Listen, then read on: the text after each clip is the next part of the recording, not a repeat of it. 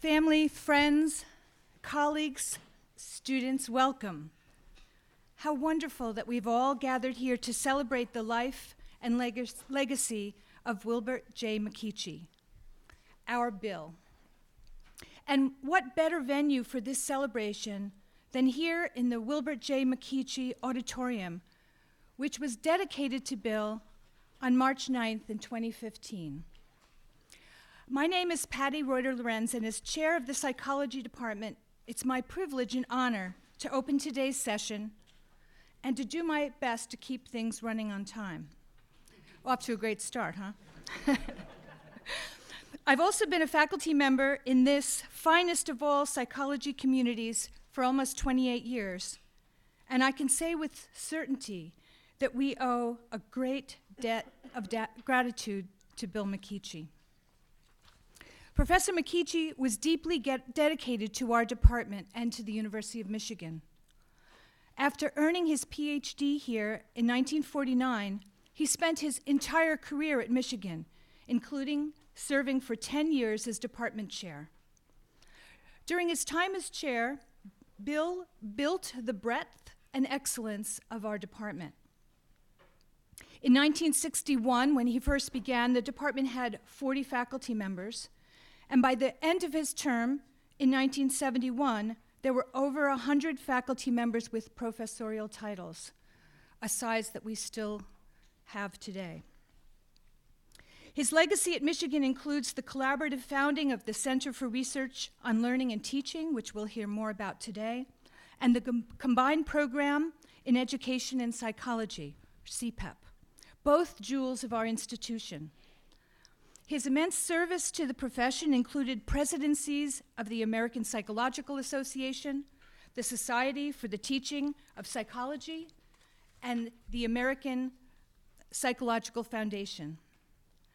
Bill's illustrious career has been recognized by over 30 prestigious awards and at least 8 honorary degrees. And this recap of his career barely scratches the surface of Bill's impact. Indeed, his personal and scholarly influence on his students and colleagues will resonate for generations to come, and we are so fortunate and deeply grateful for these many profound gifts. I'm sure that the expressions of praise, admiration, and gratitude will be echoed throughout the talks and reflections that you'll hear today, and I encourage you to try to just take it all in, because by doing so, you will personally feel the mentorship, leadership, dedication, and heart of Bill McKeachie. You will feel how Bill's humanity lives on in the memories and transformed lives of colleagues, students, and friends, and in the transformative scholarship and scholars that are his legacy. There's so much for us to share about Bill, and I know the day will not be long enough to say it all. So I'm delighted now to turn the floor over to others, beginning with Dean Ann Curzan. Professor Curzan is the Dean of the College of Literature, Science, and the Arts here at the university. She is the Geneva Smitherman Collegiate Professor of English Language and Literature, Linguistics, and Education. Dean Curzan is also the Arthur F. Thurnau Professor of English, Linguistics, and Education.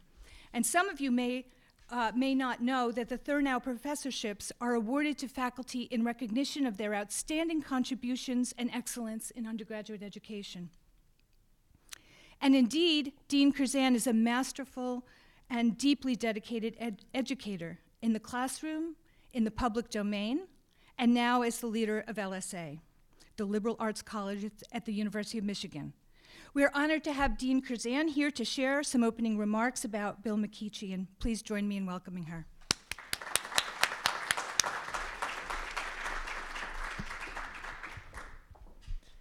Thank you, Patty, for those kind words, and I'm delighted to get to welcome all of you to this celebration of Bill McKeachie's life and career. I did my graduate work here at the University of Michigan in the 1990s, and I returned to the faculty in 2002. And I never met Bill McKeachie, but I know Bill McKeachie through his remarkable book, Teaching Tips, and through his daughter, Karen. I have been a triathlete for years and knew Karen through that sport. But since graduate school, I have felt, I will say, a link to Bill McKeachie as a colleague deeply dedicated to education, and specifically to the teaching of teachers. And his book, Teaching Tips, as I know everyone in this room knows, is legendary and beloved. It is a remarkable book. It is in its 14th edition. There are very few books that can claim that kind of distinction. And when Lisa D'Amour, who was a graduate, a PhD from the psychology department here, and a dear friend of mine in graduate school, she and I wrote a book about teaching called First Day to Final Grade, right as we came out of graduate school. And the best we could do was try to complement Bill McKeachie's teaching tips, right? That was our goal, was could we write a book that would complement his? And we cite that book as a resource in our own book often. And I have to say, it speaks volumes about Bill McKeachie that being ever generous, he very, very quickly, in the next edition of the book, because of course there are so many editions of the book, he quickly incorporated our book into his book with very generous and kind references to our book, because that's who he was to recognize these two sort of young people who were trying to contribute to the teaching of teachers. And a real model for me of what it means to take the scholarship of teaching seriously in terms of the work he was doing, and then to apply it to help real teachers and real students in real time. So I was having a conversation with Lisa D'Amour this morning and saying I was coming to give a few remarks at this symposium, and she said, well, I have a quick story to capture what a generous mentor he was. And he was not officially a mentor for Lisa when she was here, but she told a story after she finished her PhD. She was living in Cleveland and commuting up here to teach here at the University of Michigan, which was very difficult. She had young kids. And she said there was a day where Bill McKeachie, his door was open, and she stopped by, and he said, how are you? And she said, I'm exhausted. I'm trying to do this commute, and I've talked to the people at Case Western, and there's no teaching there, and I just don't know what to do. And he said, well, I've got a friend at John Carroll, at which point he picked up the phone, called his friend as she stood there, and said, I know a remarkable young psychologist who you need to hire if you have any job. And here's why she's wonderful. And he hung up the phone, and John Carroll gave her a job. And she just was saying this morning how instantaneous that was for him. Without a hesitation, he wasn't officially her mentor, that he picked up the phone. And for this young PhD to have Bill McKeachie sing her praises as she stood there, she remembers that to this day, of how affirming that was for her, and that he also understood what it would mean for her to be able to live and work in the same city. So I also want to recognize the department that he helped to build. This department, Patty used the word jewel, I'm going to use the word gem. This department is a gem within LSA and the university. It captures our commitment to groundbreaking research and to diversity, equity, and inclusion as key to building excellence. It's a top department in the country with simply outstanding faculty and a rich history of training top students, both undergraduates and graduates. This department is simply a powerhouse, as I know people in this room know, deeply dedicated to teaching and innovative research that is collaborative, that is multi-generational, that is interdisciplinary, and that is advancing knowledge on questions. And here I'm just going to say a few. I mean, I could go on and on, but from neuroscience to education, from race and racism to language acquisition, from decision-making to the effects of violence on television, from altruism to anxiety, and a focus also on well-being and mindfulness. And that is where I actually want to end these quick remarks, is because well-being and joy and purpose and work-life balance are things that I'm working hard to advocate for as the dean of the college. They are priorities for me. I think they go hand in hand with the kind of rigorous exploration and discovery that we do here in the college as scholars, as teachers, and as learners. And one of the many things to admire about Bill McKeachie is that alongside his outstanding career, I think really intertwined with his career here at the university, he was a piano player, a softball pitcher, from everything I understand, a churchgoer, and a deeply dedicated family man. And I'm really delighted that we can celebrate him and his career today, because his legacy runs deep and wide. I know that all of us are grateful for all that he's given to those of us here at the university, and I think both for those of us, the people who knew him, and for those of us who did not. So thank you to all the organizers of the symposium, and I hope it is a wonderful afternoon.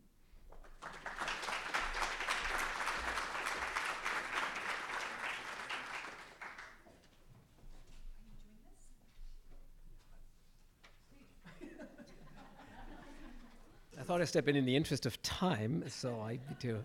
So I want to start us off.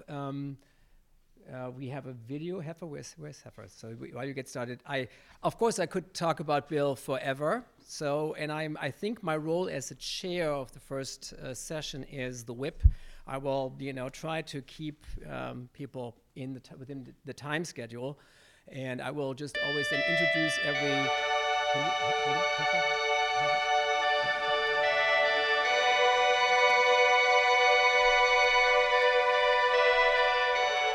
So while they're setting this up, I have 2 minutes to tell my Bill McKeachie anecdote. I'm a professor of educational psychology here, but the first time I was here was in 1998, 21 years ago. I was a visiting professor from Germany over at ISR, and I was here in East Hall only occasionally. At one point, I went through the atrium, and an old guy called me across the hallway, "Do you play cards?" And I made the mistake to say yes. And so he explained to me the game. We're still playing 21 years later. And went back to ISR, and a colleague who shall remain nameless, I talked to him and I asked him, well, who was that guy? And he says, oh, you met Mr. Rogers of psychology. Which was a witty remark, despite the fact that, of course, I had no clue who Mr. Rogers was. But now, in preparing this symposium, of course, I remember that anecdote, and of course, it gets a little serious. Back then, of course, this was a little condescending. But now, in this day and age, 21 years later, where humanity and soft-spokenness in such short supply, I think there's a kind of renaissance of Mr. Rogers, and the fact it's very, very fitting that we have now the movie out about him. And so I think, when people ask me who was Bill McKeachie, I say it was the Mr. Rogers of psychology. And from my many, many talks with Bill, I think the real story is for Bill, psychology, our discipline, was still a family. He was the last person who really knew everybody in psychology and had always anecdotes to tell. And for him, he had very emotional connections to all of them. And that is something I will really miss. I feel this era is unfortunately gone, also because the discipline has grown so much. But this is the memory I have, and in this spirit, another beautiful day in the neighborhood, and I want you to start.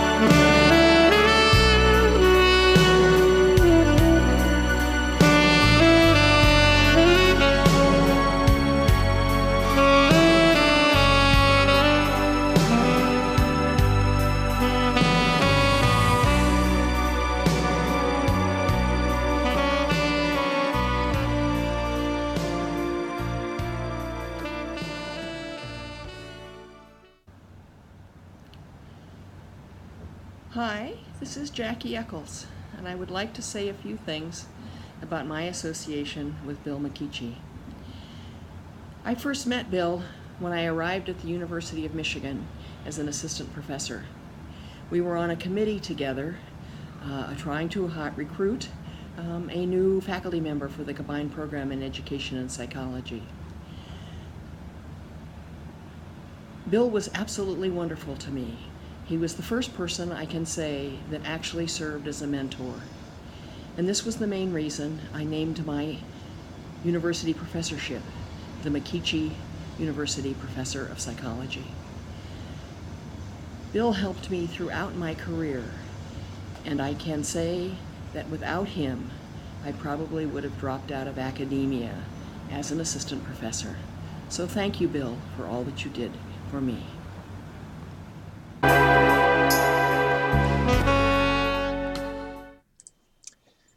Dear family members, colleagues, and friends of Bill, I am Moshe Neve Benjamin, a faculty member at the Department of Psychological Sciences at the University of Missouri. I'm very glad to join you as you celebrate the life and career of Bill. Bill's warm welcoming and support when I arrived to Michigan were so helpful to me as a newcomer graduate student from Israel. I was lucky to be assigned as his TA, and although he wasn't my formal advisor, that led us to collaborate for 15 years on research on test anxiety and students' cognitive structures, which implemented concepts from cognitive psychology to teaching and learning in higher education settings, topics that I'm sure you will be hearing about during the symposium. Bill was a major role model in my career, and beyond learning how to treat everyone equally and respectfully, showing care, and being open to and curious about new ideas, I have learned from him the value of keeping close ties between research and teaching and how each can benefit the other. And on a lighter note, I would like to mention that Bill was an enthusiastic participant in ball games, and under his leadership, the psychology department volleyball team that included a couple of faculty members and us graduate students won the intramural university championship. Here is the trophy that we received in 1978. Wishing you all a wonderful event, and I wish I could be there. Special warmest regards to Bill's family members who are present.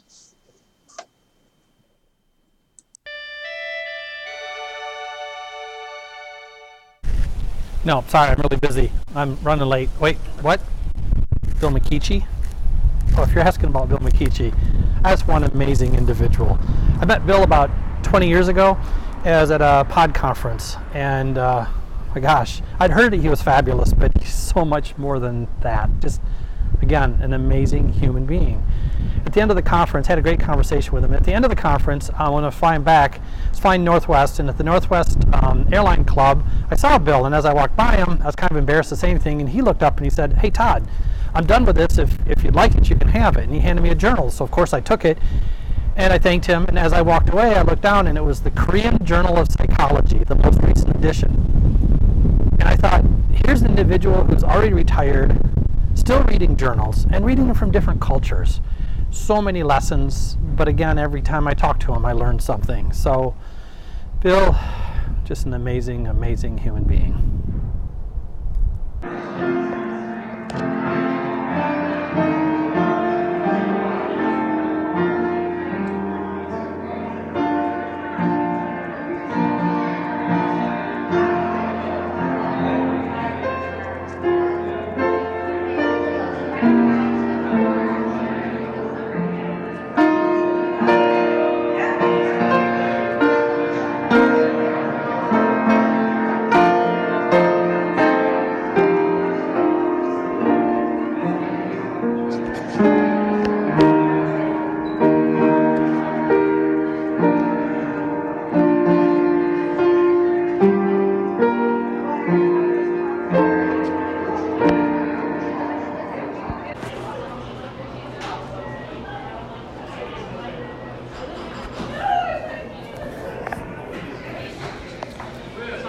Thank you, Professor McKeachie. Thank you for teaching us with your life. Thank you for being our mentor and teacher. Thank you because murder is now McKeachie. Thank you for telling us what diversity, equity, and inclusion are. Thank you for making the psychology department an amazing place to work. Thank you for giving us the gift of your mentorship. Thank you for inspiring our theoretical and research paths. Thank you for dedicating valuable time with us. Thank you for being a lucky man. Thank you for your teaching tips. Thank you, because of you, we are reaching impossible dreams. Thank you, Professor McKeachie.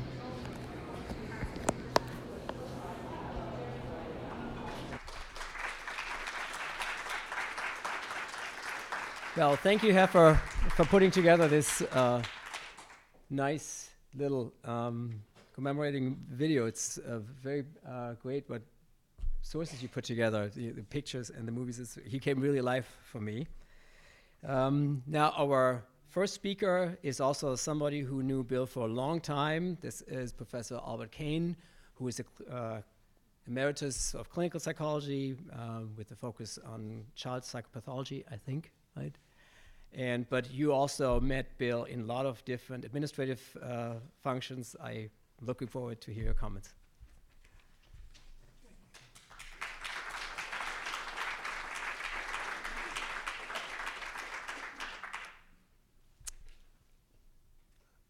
Bill, 4 walks down memory lane.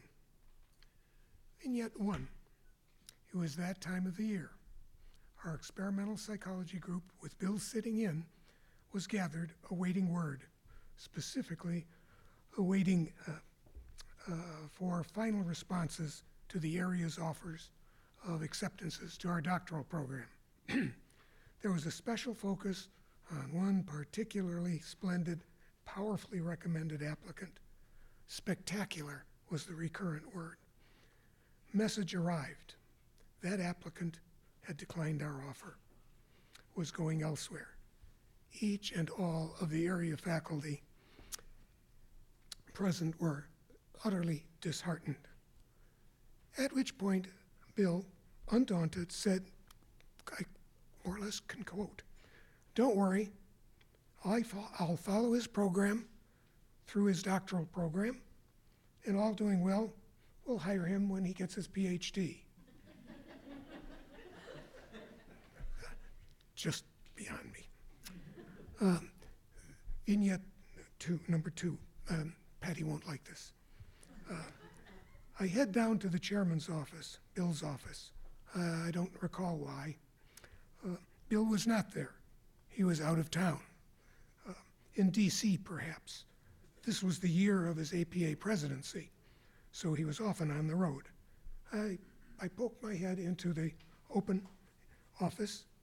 There's a wonderful guy, Professor Bob Hoke, Bill's associate chair at that time, covering again and again while Bill was out of town. There's Bob, standing mid-office while on the phone. He waves me in. Bob is not speaking on the phone. He is attentively listening. After several minutes, Bob says emphatically, clearly, into the phone, "Yes, sir, I have no money." Long pause.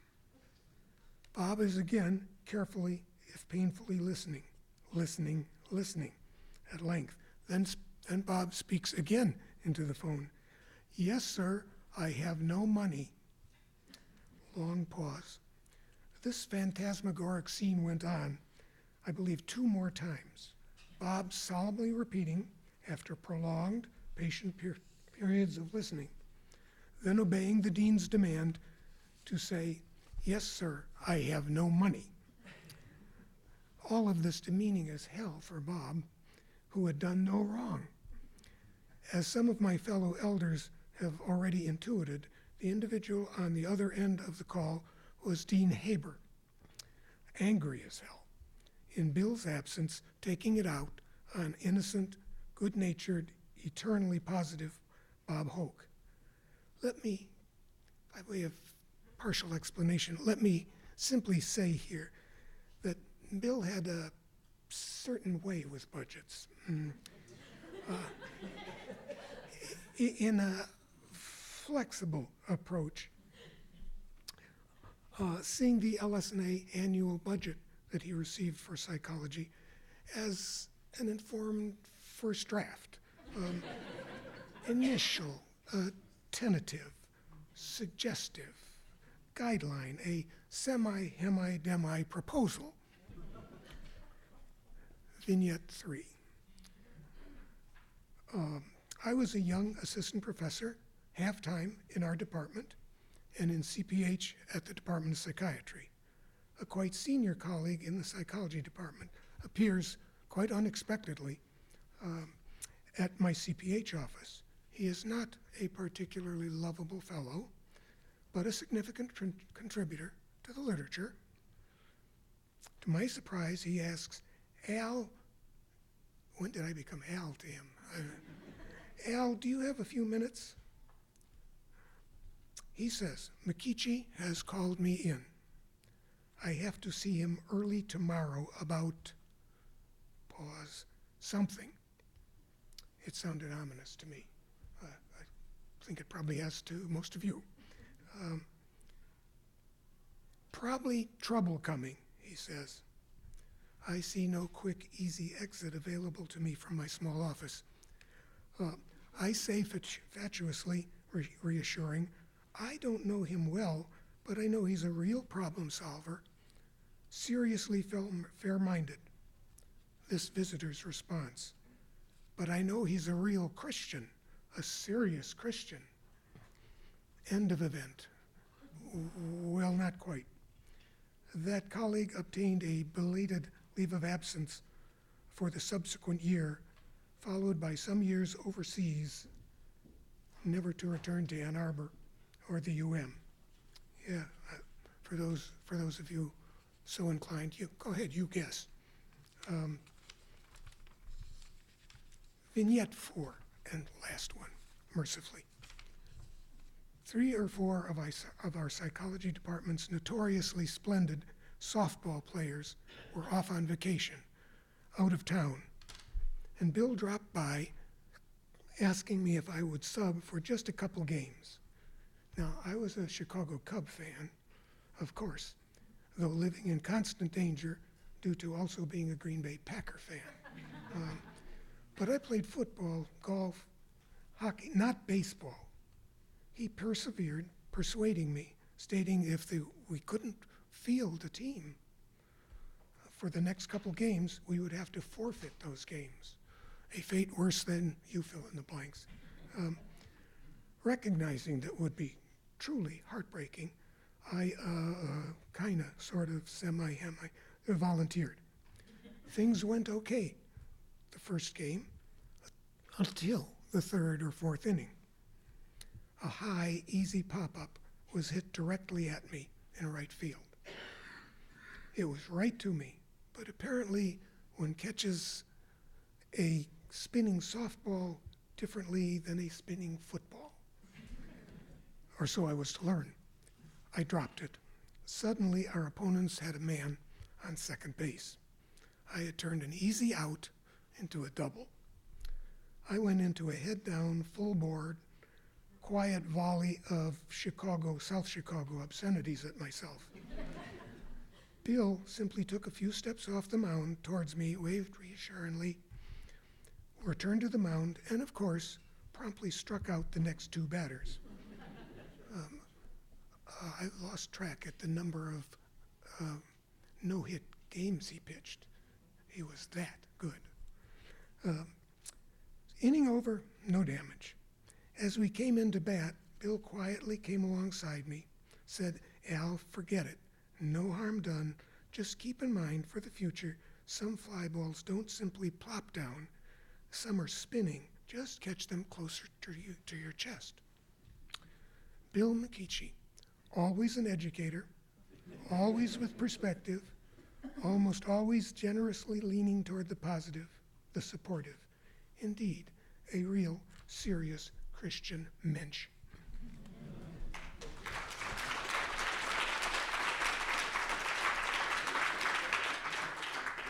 So in deviating from the program, I realized I had an older version of the program, and I skipped, and I apologize, Linda. Her opening remarks, now is the floor is yours, and I want to do that because without Linda, this entire event would not have happened, and I want to take the moment also to give a hand to all the helpers here from the department who have actually put this together. I don't know where they are. They might have already snuck out, but still, thank you very much for organizing all that. Linda, please.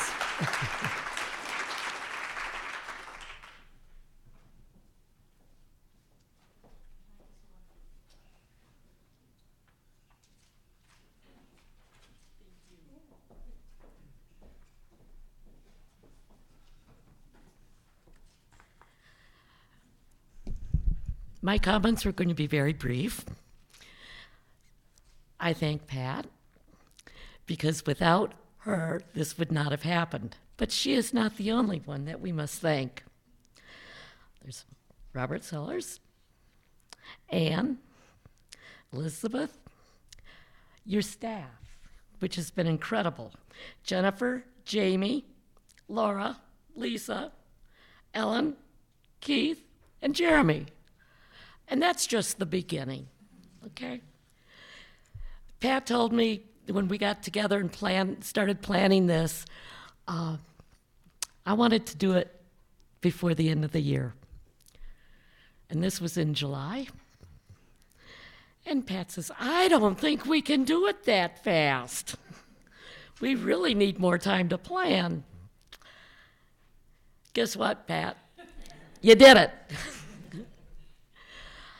I would also like to thank Kai and Stuart for putting the speakers together. That was a challenging job, I'm sure. There are times trying to get everybody together at the same time is real challenging.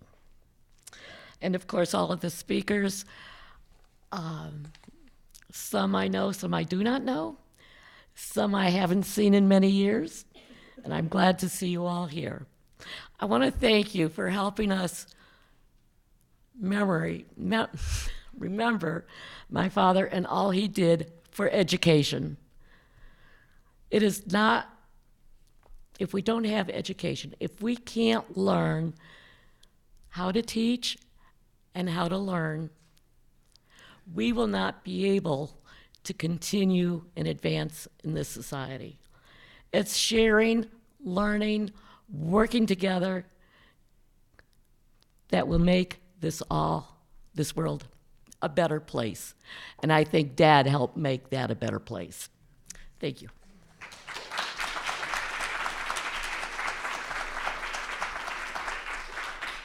While we're giving credit for organization, I want to mention, of course, Heifer. Where are you? Where's Heifer? Right there, He put the program really together, not Stuart and I. I was too busy. Heifer did most of the heavy lifting. Thank you, Heifer. So our next two speakers, we have a pair. And I'm delighted that Pat and Nick, got together and, to talk about about a topic. I hope that you will talk about the topic that was really, really deep down, close to Bill's heart, and that was diversity in education in general, but in higher education very specifically. And we had lots of talks when we were playing cards over what happened when, and how he was teaching me as an immigrant how much of a salient issue this still is in the United States, which I didn't know. And one of the strong things that our university does is, in fact, also institutionalizing active efforts to reach out or to create a diverse climate at our institution. And Pat Gurin has been very instrumental in that, because her dedication in life has been to also demonstrate empirically the importance of diversity, that it enriches learning in universities. So I'm very happy to have Pat Gurin. She is professor of psychology and women's studies, together with Nick Collins, or William Collins, who is also an emeriti. He was head of, I have to look at my notes, director of the Center for Educational Outreach, right? That's what you were. Okay, give us all a hand to those two. And I know two people in 15 minutes will be difficult, so it won't be difficult. I will raise my hand if I forget. So Bill had many different roles, as we've noted in other people's comments and remarks, and I want to talk a little bit about my relationship with Bill as a leader and an administrator. I was on the executive committee of the department along with John Janitas and probably others in the room during Bill's period as chair of the psych department. I also knew him well through my husband, who was Bill's TA in intro psych right after Jerry came to graduate school right after World War II. As a leader and an administrator, I want to describe Bill as a connector and a problem solver. This department was indelibly stamped by Don Marquis's conception about what a department should look like. And that is a big umbrella organization, a big place where lots of psychological perspectives can coexist, where people all over the campus who are psychologists would become members of our department as voting members, which I think was unheard of in most other departments in LS&A. So those McKeachie years broadened that indelible stamp, and as Patty laid out for us, increased our department from 40 to 100 members. Some of those people were recruited with other departments and other deans. Most of them had primary appointments in our department. Some of them had primary appointments in other departments. But what Bill stood for is that we were all psychologists and all part, in one way or another, of this department. That also meant that Bill was responsive to a number of issues that became important in those years. In the 1960s, the Women's Commission sent a report to every LS&A department about gender disparities in salaries. Psychology disparities were really quite large. There weren't very many women psychologists at the time, very different from the department now, but there was a disparity in salaries. Bill took that report to the executive committee, immediately got proposals for an equity adjustment, and we women, the few that we were, got payback from before and new salaries going forward, and Bill had no misgivings about making that happen ASAP. There's other gender impact. Bill, more than anyone else, took a number of spouses of members of the department, and they were then lecturers. Bill found a way to get them all on the tenure track. It was really an amazing accomplishment at that time. There were times when other people were saying that if you had two spouses or spice in the same department, that was nepotism. Bill didn't believe it for a minute, and he worked very hard to create those new opportunities for spouses of people in the department. The other story concerns increasing the enrollment of students of color, minority students, in our graduate programs. During BAM 1, which was late 60s, African American students and other students of color had demands for the campus as a whole. And one of them was increasing the enrollment of minority students to 10%. One evening, Bill had all the area chairs of the 7 areas in psychology at his home in Dexter, I think to make this a more hospitable, maybe somewhat less contentious meeting. And who came? 5 African American graduate students, including our beloved Frank Yates, and 4 others, along with Erwin Katz and me, who were members of the psychology faculty in social psych. And these 5 African American graduate students presented demands to the psychology department in a language that was BAM language. I will simply never forget Art Melton's face as these demands were being given to these 7 white men who were running the 7 areas in psychology. Not a word was said after the demands were made. Then Bill said, well, I want to thank the students for coming tonight and helping us understand the things that they really would like to see this department do.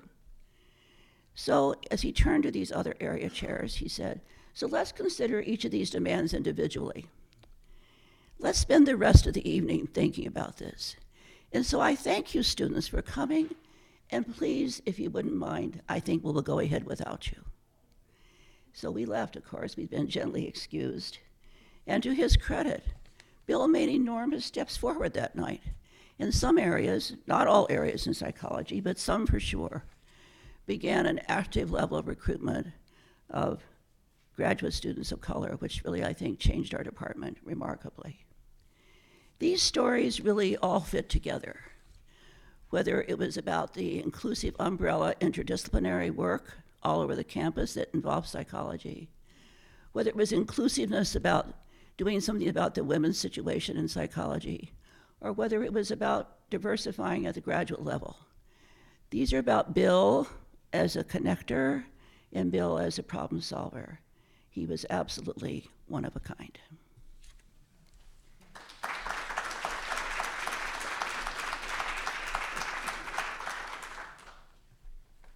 Good afternoon, everyone.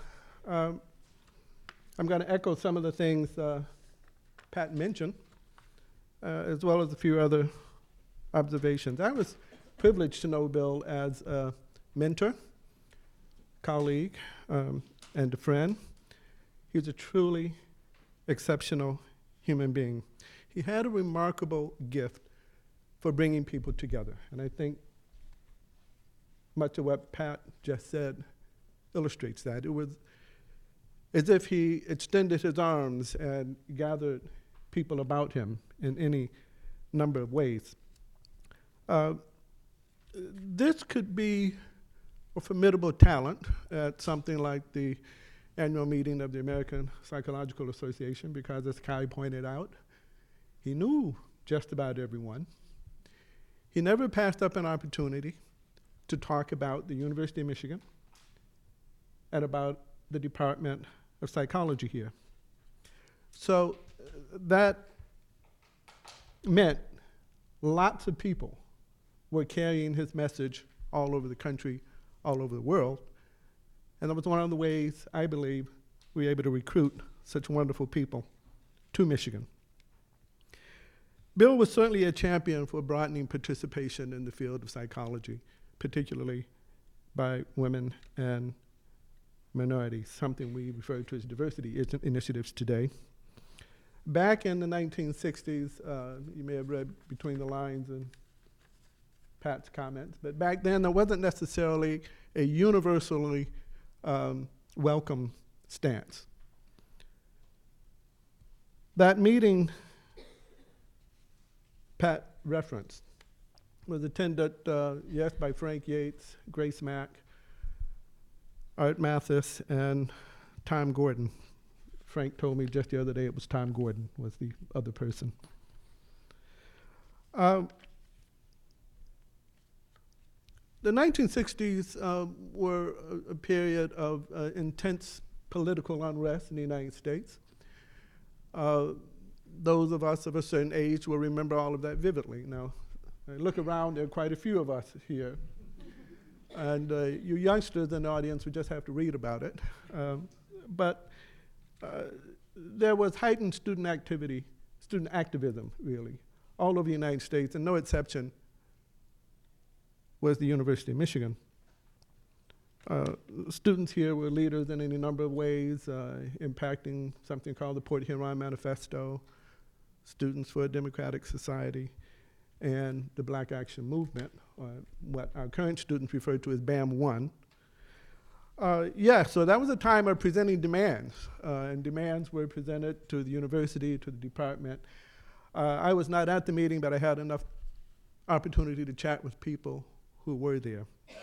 The students who were there, the graduate students who were there, were impressed by any number of things, but in particular, Bill listening intently, Bill endeavoring to understand where others were coming from, what their issues were, what their concerns were. Bill focused on finding common ground, things that people could agree on and do, and Bill urging a commitment to action, to actually do something. The fruits of that effort became evident over the ensuing decades. Just think about some of the people who came to the University of Michigan. James Jackson, of course, Ewart Thomas, Frank Yates, Vonnie McLeod, Rob Sellers. All of these people, I believe, emerging from that meeting and from the commitment that Bill represented. In particular, he knew something very, very important, and that is it was critically important to have a critical mass of people, not just the occasional token black here, token woman there, but enough so that those faculty members and graduate students could learn from each other, benefit from each other, commiserate with each other, and so forth. So again, this exceptional gift he had for bringing people together was on display, certainly in diversity issues, but in other ways as well.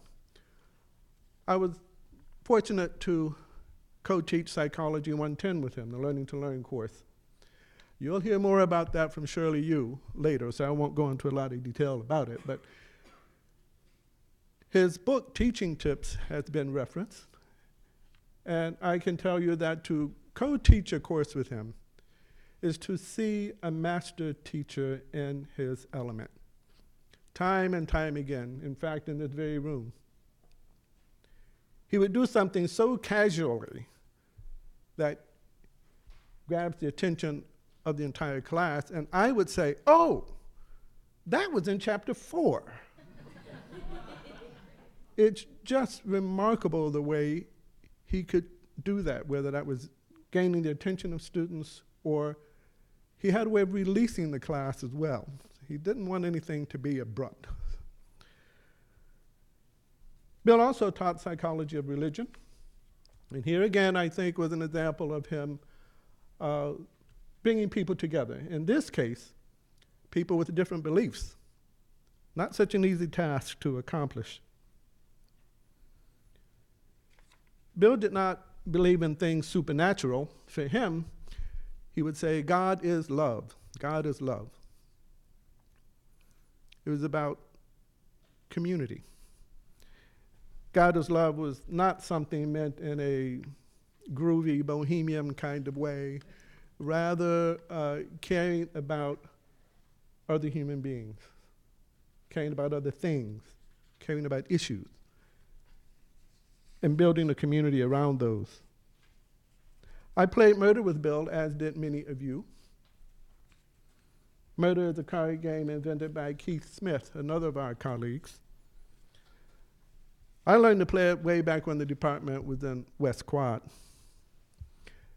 And I came to realize that it was another way, yet another way, that Bill extended his arms and brought people together, brought people around him, brought people in a context that allowed them to share perspectives, viewpoints, and so forth.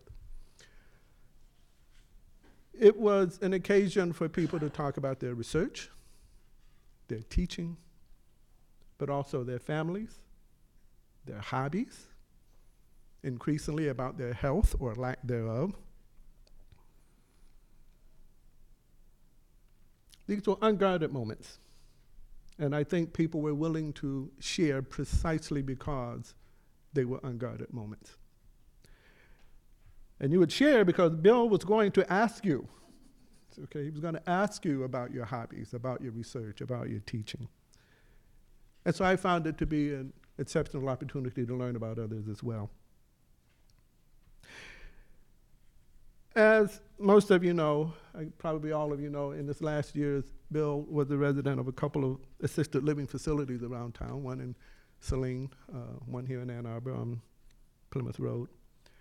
At that one, he was able to look out of his window at North Campus.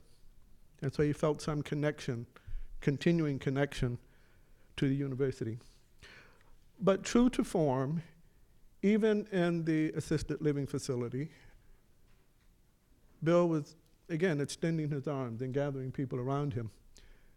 In particular, as you know as well, he played piano, and he would play piano at the assisted living facility.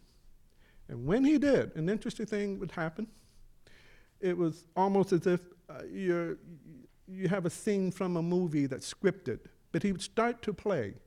And then the other residents from different corners of the facility would begin to slowly converge upon where he was.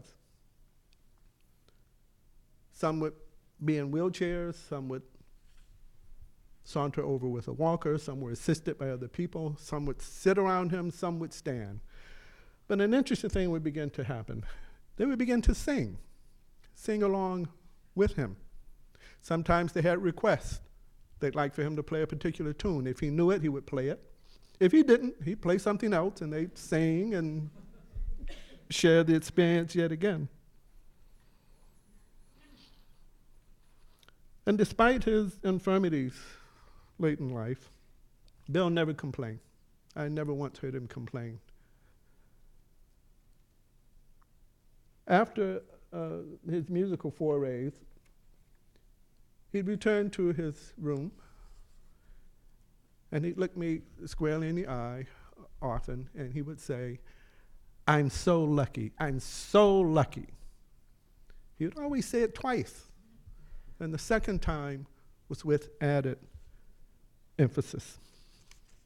The irony there is that it was I who felt so lucky to have him as a mentor, colleague, and friend. And I'm sure that many of you feel that way as well. Thank you.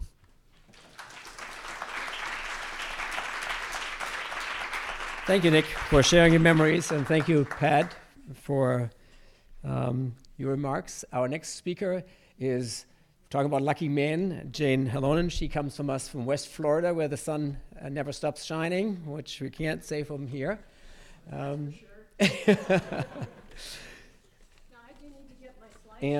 your slideshow can help her with that. I don't know where that is. Is it there? Can you see? I have to take my glasses off.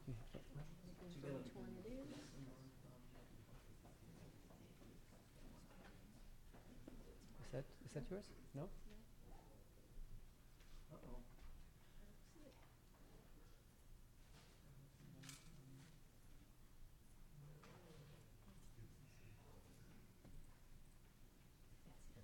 Okay, sorry. You help it to put that thing. So I forgot to mention that, Jane, from her website. This is a very uplifting website. She says she dedicated her life to the research on teaching and learning, and she lives it. She's teaching all her life in West Florida. I read your website with a smile on my face.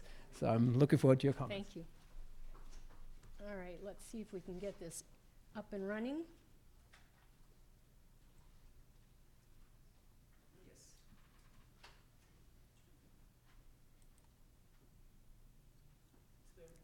Is there? Oh, good. It's very large from here. I'm so honored to be part of this symposium of celebrating such an extraordinary man. Like so many others before, I first met Bill McKeachie through the pages of Teaching Tips. In 1981, I was hired at Alverno College, which is a small women's college in Milwaukee, Wisconsin, that was run by a very daring group of Franciscan nuns who decided to abandon grading in favor of a performance-based assessment curriculum. Their experiment became a national curiosity, and it wasn't too far into my first semester when I realized I didn't know what the hell I was doing. Just as you would predict from a budding academic, I went to the library and found the shelf, How to Teach, and I grabbed the book. Luckily for me, it was Bill's Teaching Tips, and it saved my life. He had anticipated every problem that I encountered in such a short career and offered elegant solutions. I was my breath was taken by how well what he recommended worked. And it was such a high impact reading experience that I remember I carried it around, I slept with it under my pillow, I hoped it would absorb in magical ways. And I've certainly returned to it regularly through my career because it still helps me solve problems. We met in person for the first time at APA at a convention where we were both drawn to the Society for the Teaching of Psychology. And ultimately, we had an opportunity to work together on many projects over time for APA and STP. And routinely, he demonstrated curiosity about that little crazy place in Milwaukee, and also in what was going on in my own professional trajectory. Like so many people in Bill's sphere of influence, I pleaded with him to come to Alverno and do an in-service, and he graciously agreed despite how busy he was, but his impact requires just a little backstory. Several years prior to his visit, I'd asked another distinguished educator that I won't name unless I've had something to drink, to come in to work with our faculty, and I think I can fairly describe that experience from my vantage point as a disaster of biblical proportion. It was a nightmare. Consequently, it took me a couple of years before I built up enough courage to extend another invitation to anybody, and when I decided to do that, it was to Bill. As I watched him enchant the faculty, I realized he's one of those rare individuals who seemed to be able to teach me something every single time I was in his presence. Sometimes it was about teaching, sometimes it was about being a faculty member, sometimes it was about life. When his session was over, one of the fussier nuns came up to me, patted my hand, and said, "We forgive you for the other guy."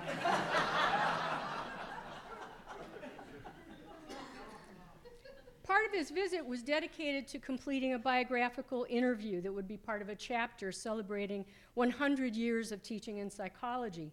And during his interview, he kept repeating, no surprise here, I was just lucky, to explain every achievement he had. Now, Eric Landrum, who you'll hear from later, and I spent yesterday in the McKeachie archives in your historical center. And we are both more persuaded, based on the work that we did yesterday, that luck had nothing to do with it. So here are a few important lessons learned from the so-called lucky man. Lesson number one, if you're going to play softball, you better be on his team.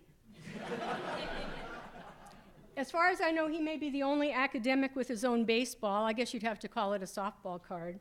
That honor grew out of a game that we had at St. Mary's of Maryland in 1988 at an APA conference, where at the end of a very hard work day on psychology curriculum, we convened a softball game, and damn, I got chosen for the other side. And I'd heard about this prowess, but nothing prepared me for the whizzing sound of the pitch across the plate. A statement we found in the archives yesterday from Cincinnati philosopher named Campbell, that's all it said, says it all, quote, "Your fastball may have lost a little of its zing, but the opposition still shrinks back in fear with you at the plate." We also found an inquiry from someone else who was asking seriously about a rumor that he'd heard that Bill asked about softball potential as part of the job interview process for University of Michigan. And the response that Bill said is characteristically Bill. He said, emphatically, no. But on the other hand, it would make a pretty good test of teamwork, and went on to explain why that might be included in the next rubric. Lesson number two, teaching challenges are universal. Languages and culture may differ, but problems do not. In 1975, Bill was asked to do an in-service for the University of Maryland University College, which was serving military servicemen all over the country, and produced a conference in Heidelberg, Germany. At the conclusion of that conference, it was actually Ginny McKeachie who suggested, you should do this every year. And they did. And so next summer will be the 45th gathering for improving university teaching, when they will meet in Padua, Italy. An award for scholarly excellence is named in honor of both Bill and Ginny.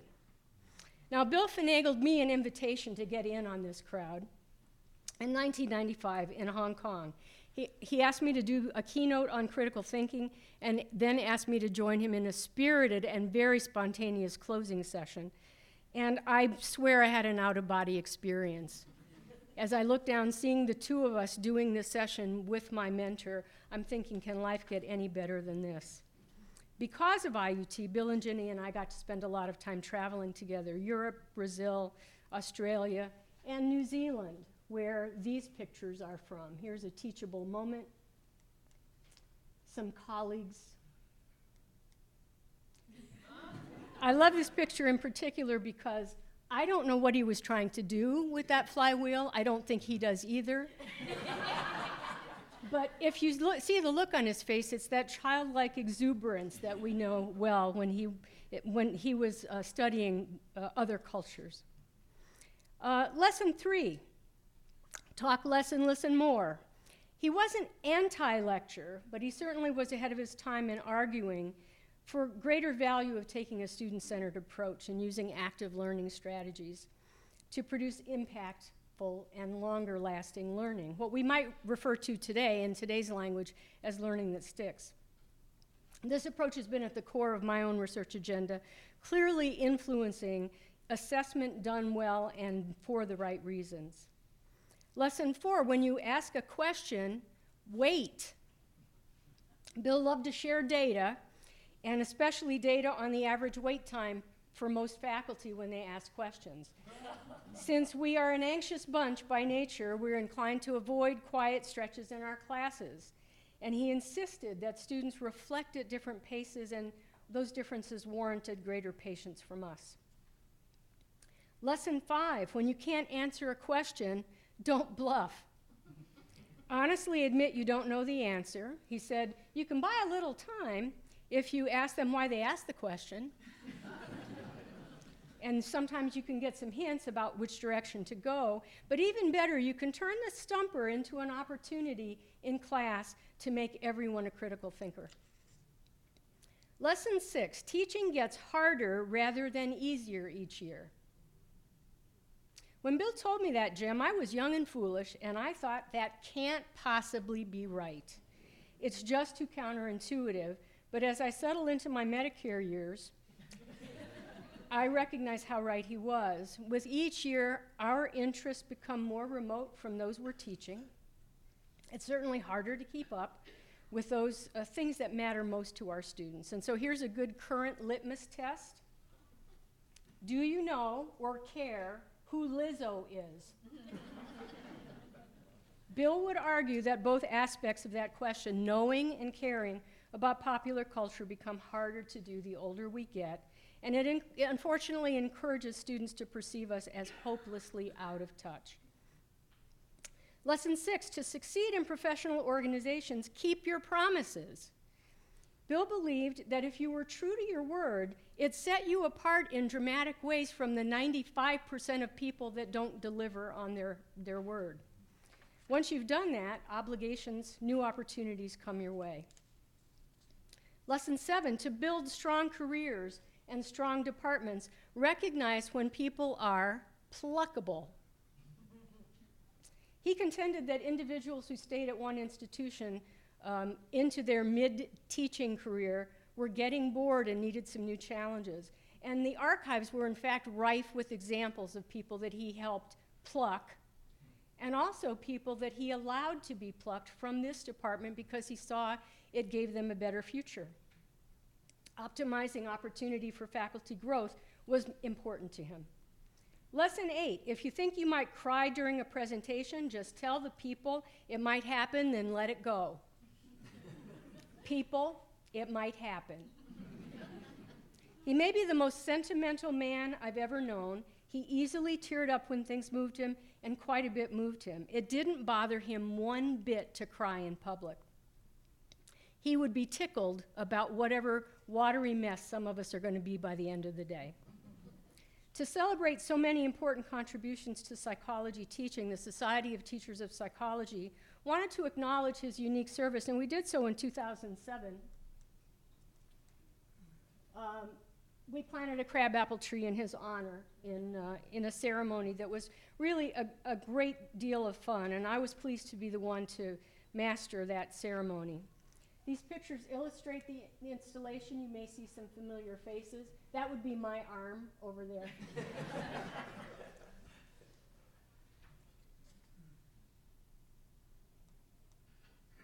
A great family photo that I love. He used that present of the crabapple tree. We gave him a watering can to go with it, to report every year to me what the status of the blooming was on the tree. And yet my sweetest memory of that visit was Bill making me oatmeal in his kitchen while Jenny and I chatted at the breakfast table. Like clockwork, Bill also used to call me on my birthday. He loved to sing, and I'd pick up the phone and I'd hear strains of Happy Birthday. So I knew when I didn't get my cherished phone call in 2018, it was time for what I suspected would be our last visit. Time for one final lesson. This time the lesson was going to be about how to exit with joy, grace, and gratitude. Eric and I have submitted an obituary for Bill to the American Psychologist. It's currently under review. But we also wrote an obituary for Bill that will soon be published in the Teaching of Psychology. I'd like to close my portion with this ending that we included in this tribute. Bill often said, "I was just lucky." Although luck may have played some role in his remarkable achievements, those who grieve his loss recognize that his dedication, hard work, curiosity, and humanity somehow produced the perfect academic. It is we who were the lucky ones. Thank you, Bill.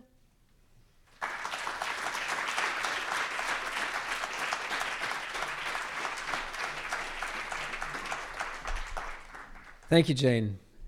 And now, Heifer, where are you? It's your turn. Heifer Bembenati, who is Associate Professor at Queens College and currently, for a year, visiting scholar here at the university. And I think it is fair to say, Heifer, and I did not ask you this before, whether I can introduce you like that. I think Bill was like even more than an academic father to you. Yes, yes. All right.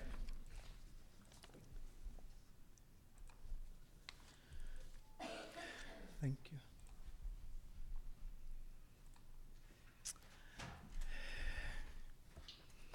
you. Okay, thank you for being here today. This is a tough moment for me. So as you said, if there is some crying, so I'm very sorry. Let me start.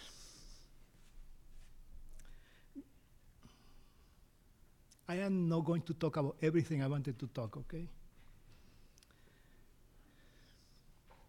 I would like to thank first Patricia for her kindness, for having me here, for everything she had done for Dr. McKeachie, what she had done for me. And also her staff, amazing staff, Jamie, Laura, Lisa, Jen, Soraya, all of them, Keith, all of them. And also, Linda, thank you for sharing your daddy with me. And Erica also, thank you. And Millie and Lisa, thank you very much. And you, Mel, and Lolly, thank you very much. Okay, I want to show you some pictures that we cannot put it in the video. That's the one for the dedication of the tree. There is Mary, a lovely person that Dr. McKeachie loved her so much, with the red blouse there. I think that was their 69th birthday or weddings or anniversary. This is Dr. McKeachie talking in the top head, in the head of the chair. I don't know how he was doing there. This is him again. Again.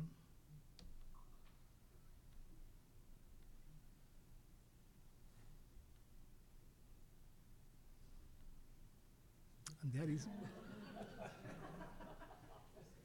I think this is Jeannie in the middle, no? I think. And look at the group here. Look at this great group, no? John, you are missing there, but you are here, John, okay? You are here, John. Overview the presentation. I'm going to skip that. Okay, I'm going to tell you the first secret about Dr. McKeachie. Here in this today, everybody is talking very nice about Dr. McKeachie, but I will not. I will not. Dr. McKeachie liked me because I was very different, and I am still different. So I will not speak well about him or nice about him. Marita, do you remember when you did your dissertation? Your dissertation advisor, which was a professor here too, working in Germany, did they give you very nice feedback, no, for your dissertation? Very good one, no? Fantastic, phenomenal, you are ready. But Dr. McKeachie was strange. I was finishing my dissertation in New York, and I sent my dissertation to him for getting feedback from him. He read my dissertation and sent me back to New York. And I was expecting, if he cannot give me feedback, at least I can proofread it. And he was a very good proofreader, outstanding writer, very good writer. So he wrote nothing in my almost 200 pages. But in the front page, he wrote something. 3 words. You know what are the words? He told me, good, but boring.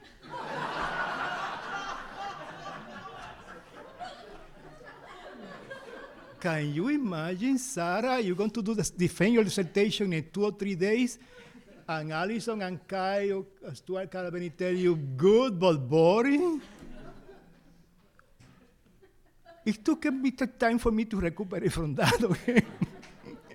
But I accepted. The other secret was, that was one. He and Jeannie had calendars, a lot of calendars in the house. All around the house, there are calendars. And he always had a calendar here. Okay, but they confused my birthday. So Jeannie and him confused. So my birthday is in March. So one of them thought that my birthday was in January. I am here in January. So they, with Karen, his daughter, and Linda there, but Karen was there, invite me to the celebration of my birthday. But I didn't know, it was a surprise. So I arrived, that was January, and I arrived, I didn't know, and when I arrived, they start singing happy birthday to me. And I said, what is going on here? How can I do that? Should I damage the party? What can I do? So I didn't know what to tell, and they gave me cards, and the food was for,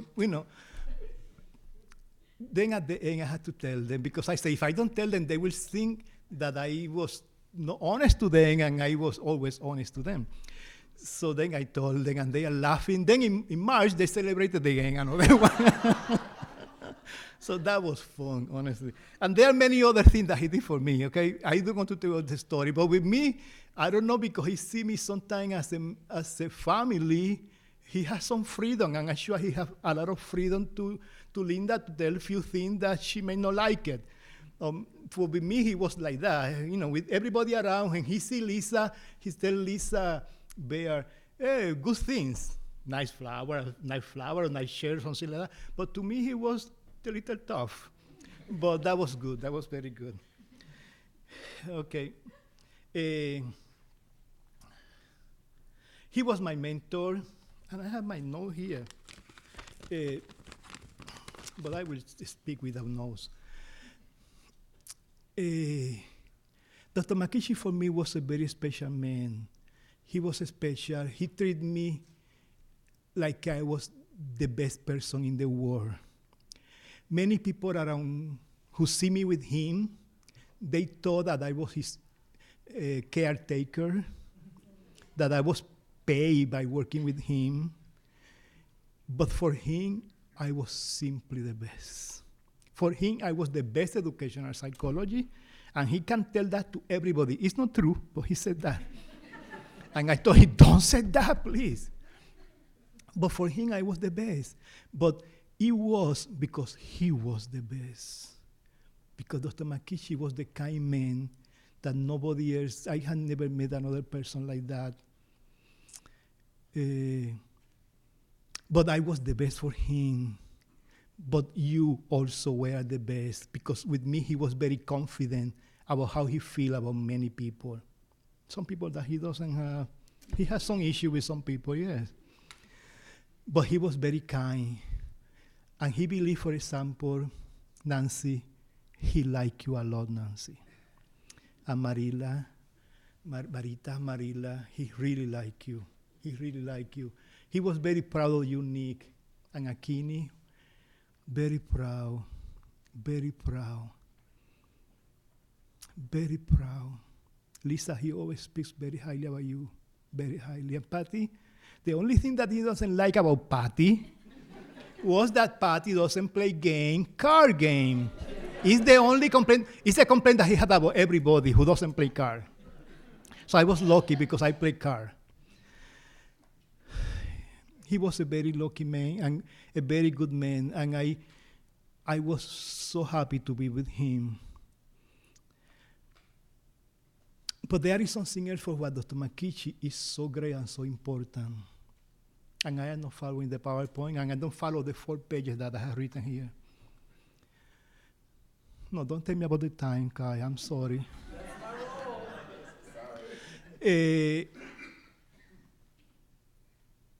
Dr. McKeachie, Shirley, and Chris was very good to me for something very special, because Dr. McKeachie was a real person who believed in equity, diversity, and inclusion. He was a real person that I can see about that he can say that he was like that. And he was like that with everybody else that I can see. He will reject many other things that people are saying around. He will reject that. He will reject what I read today. I am not sure if that's fake news or something like that. In Indiana University, a professor getting funny. But he will reject that because he believes in equity and diversity. And now, to finish my dissertation, because Kai is pushing me, I will let Dr. McKeachie tell you why equity, diversity, and equity is so important to him, and I hope it's so important to all of us.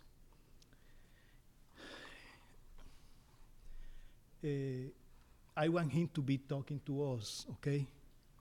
He will be the one who's going to talk. It's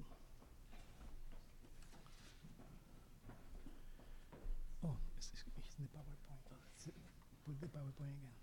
Put the PowerPoint again. In this video, put a slide, yes. In this video, he's going to tell you what is for him equity, diversity, and equity. And he's speaking about teachers. This was a lecture that he delivered in 1964 in UCLA. And you're going to hear him talking about what is the relationship between teachers and students, between administrators and staff. Because the most people there were professors and administrators. And listen, please, how he explained in his own words what is equity, diversity, and inclusion. To our sorrow that imperfections in the teacher. 20, 320, 3920. That's okay.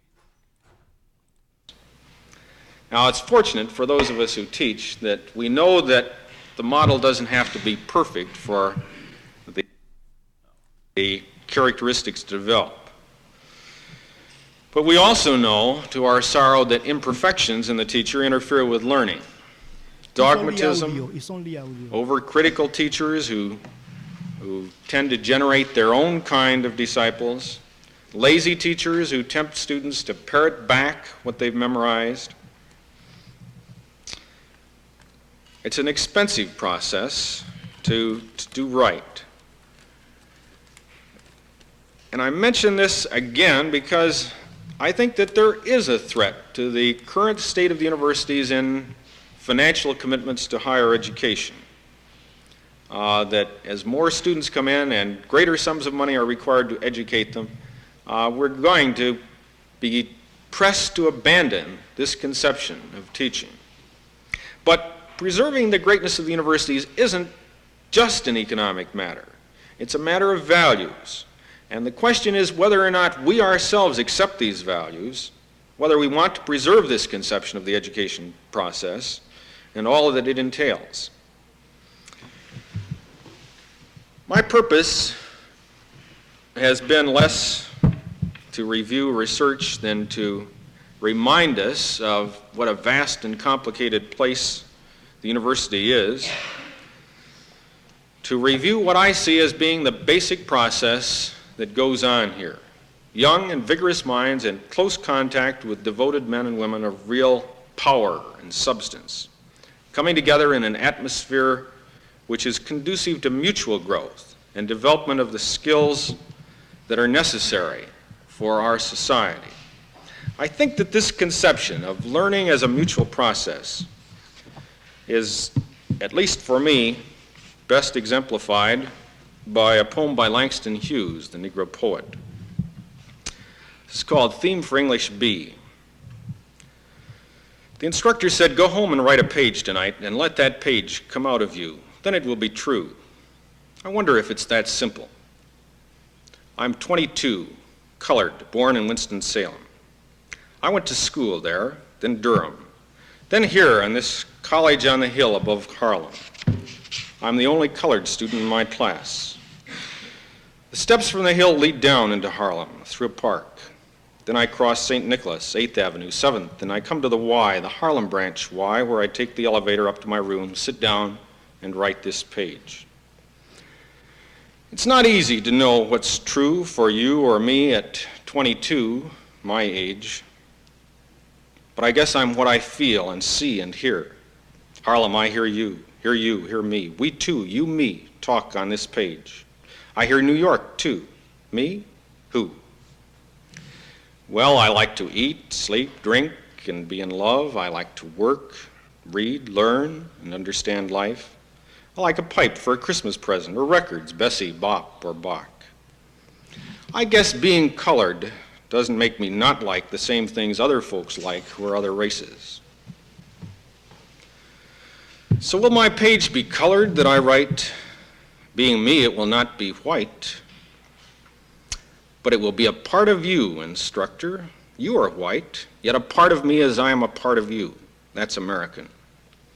Sometimes perhaps you don't want to be a part of me, nor do I often want to be a part of you, but we are, that's true. As I learn from you, I guess you learn from me, although you're older and white and somewhat more free. This is my page for English B.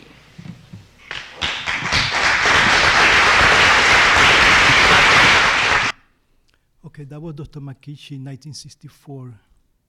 So to me, and my conversation with him about this lecture, which is a very long lecture, he gave a new dimension, Robert Seller, to what diversity, equity, and inclusion is.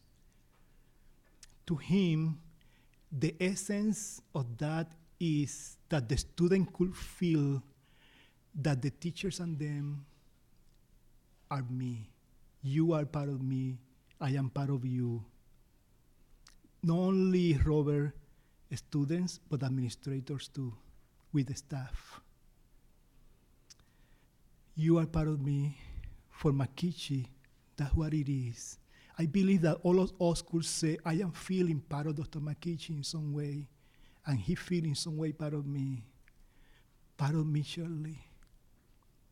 Part of me. Do you know that, John? John? Part of me, part of me. That is amazing, Marita. Part of me, that's what Dr. McKeachie means. And your great job that you are doing, Marita, here at the university is because of this, because these students in the dentist department are part of you, and you are part of them. That's what it is. That's what McKeachie is. When they ask you what is diversity, tell, I quote in McKeachie, part of me, part of you. Thank you very much.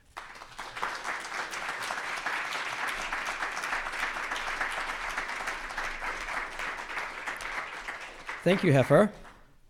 And to round out our first session, I'm very glad to finally see in the flesh Maria Svanicki, who are, of course, those of you know, Teaching Tips. I don't know since what edition you are basically, 12th edition, you are serving as the first author of those. So we should actually, give you a hand when we, or raise our, yes, for tribute. And what you have to know about Maria is that she founded the Center of Teacher Effectiveness at UT Austin and was director for an eternity, for 30 years. And definitely I can see why that affinity to Bill McKeachie. So your lives have overlapped more than once. Okay. Yeah.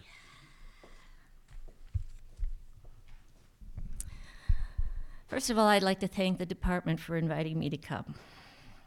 I'll try not to cry. Why? Go ahead, right?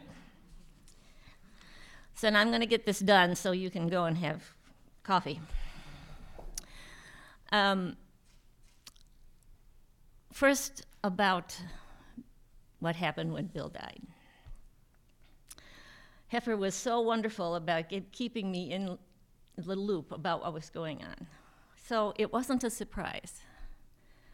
But I can tell you that on the day he sent me the email and said, it's going to be today. I was devastated.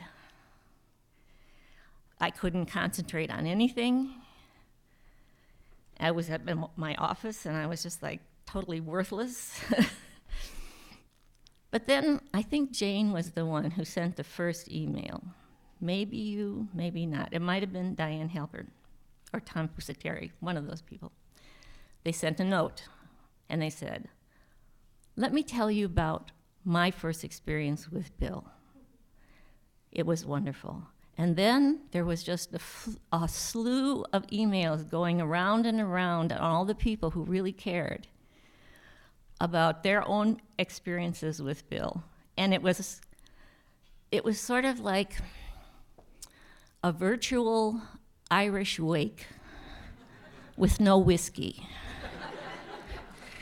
And I don't know if you've ever been to one, but you feel a lot better after it's over because what you're talking about is not the sadness that you feel because you've now lost your mentor.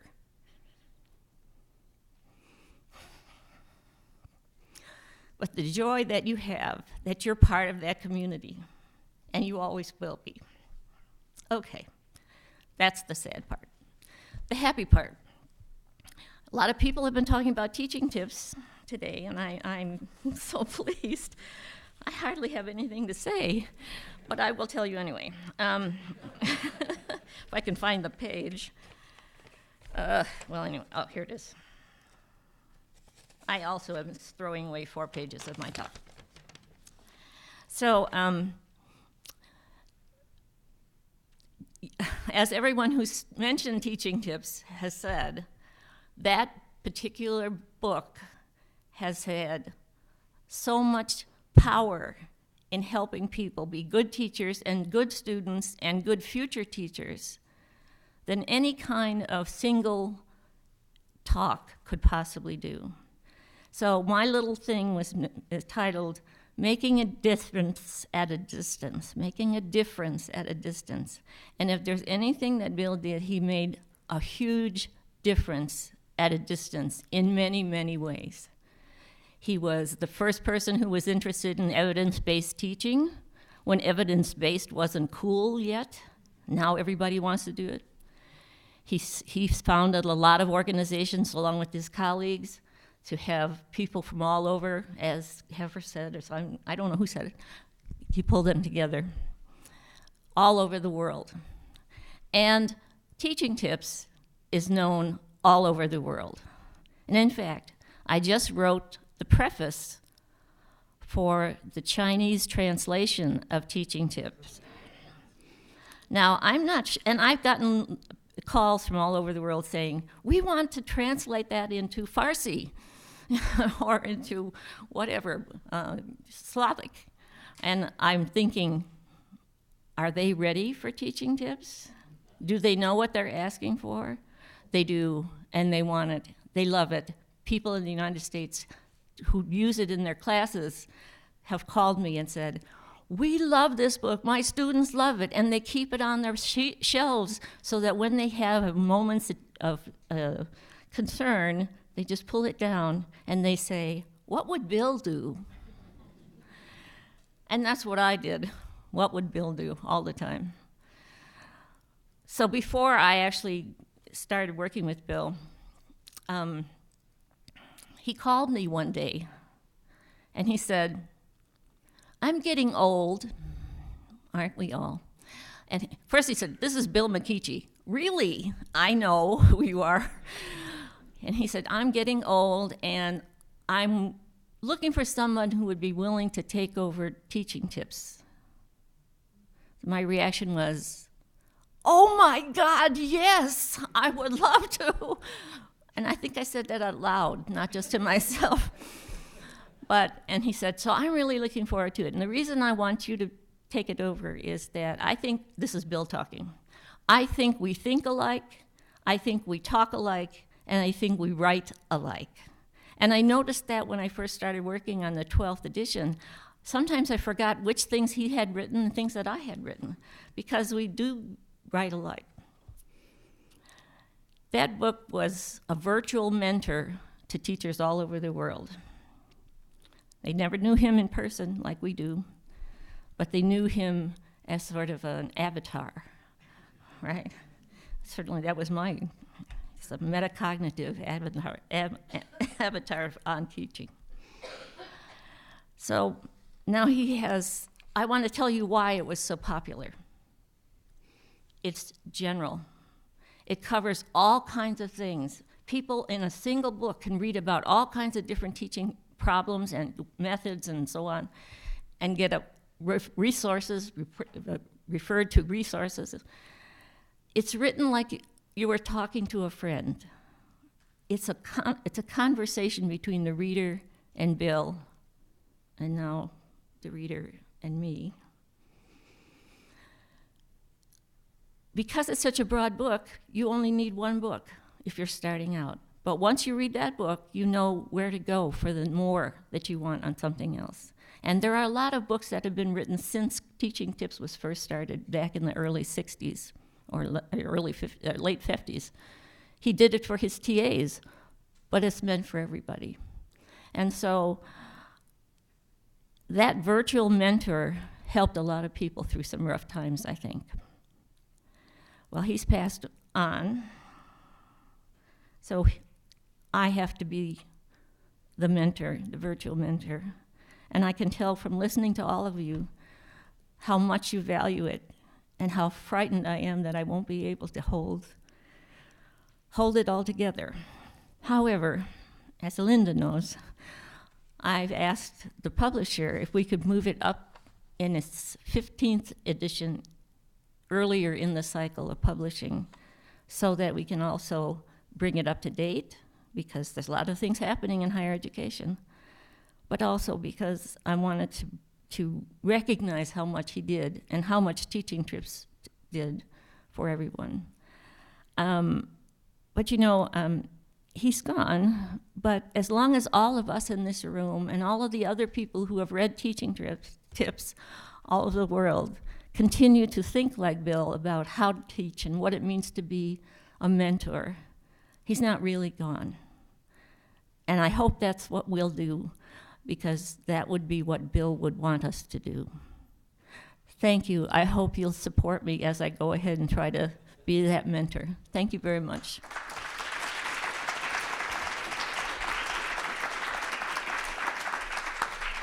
Thank you, Marilia. And I think we have a coffee break now. This is a little shortened, maybe 20 minutes. So welcome to the second session of our Wilbert J. McKeachie celebration.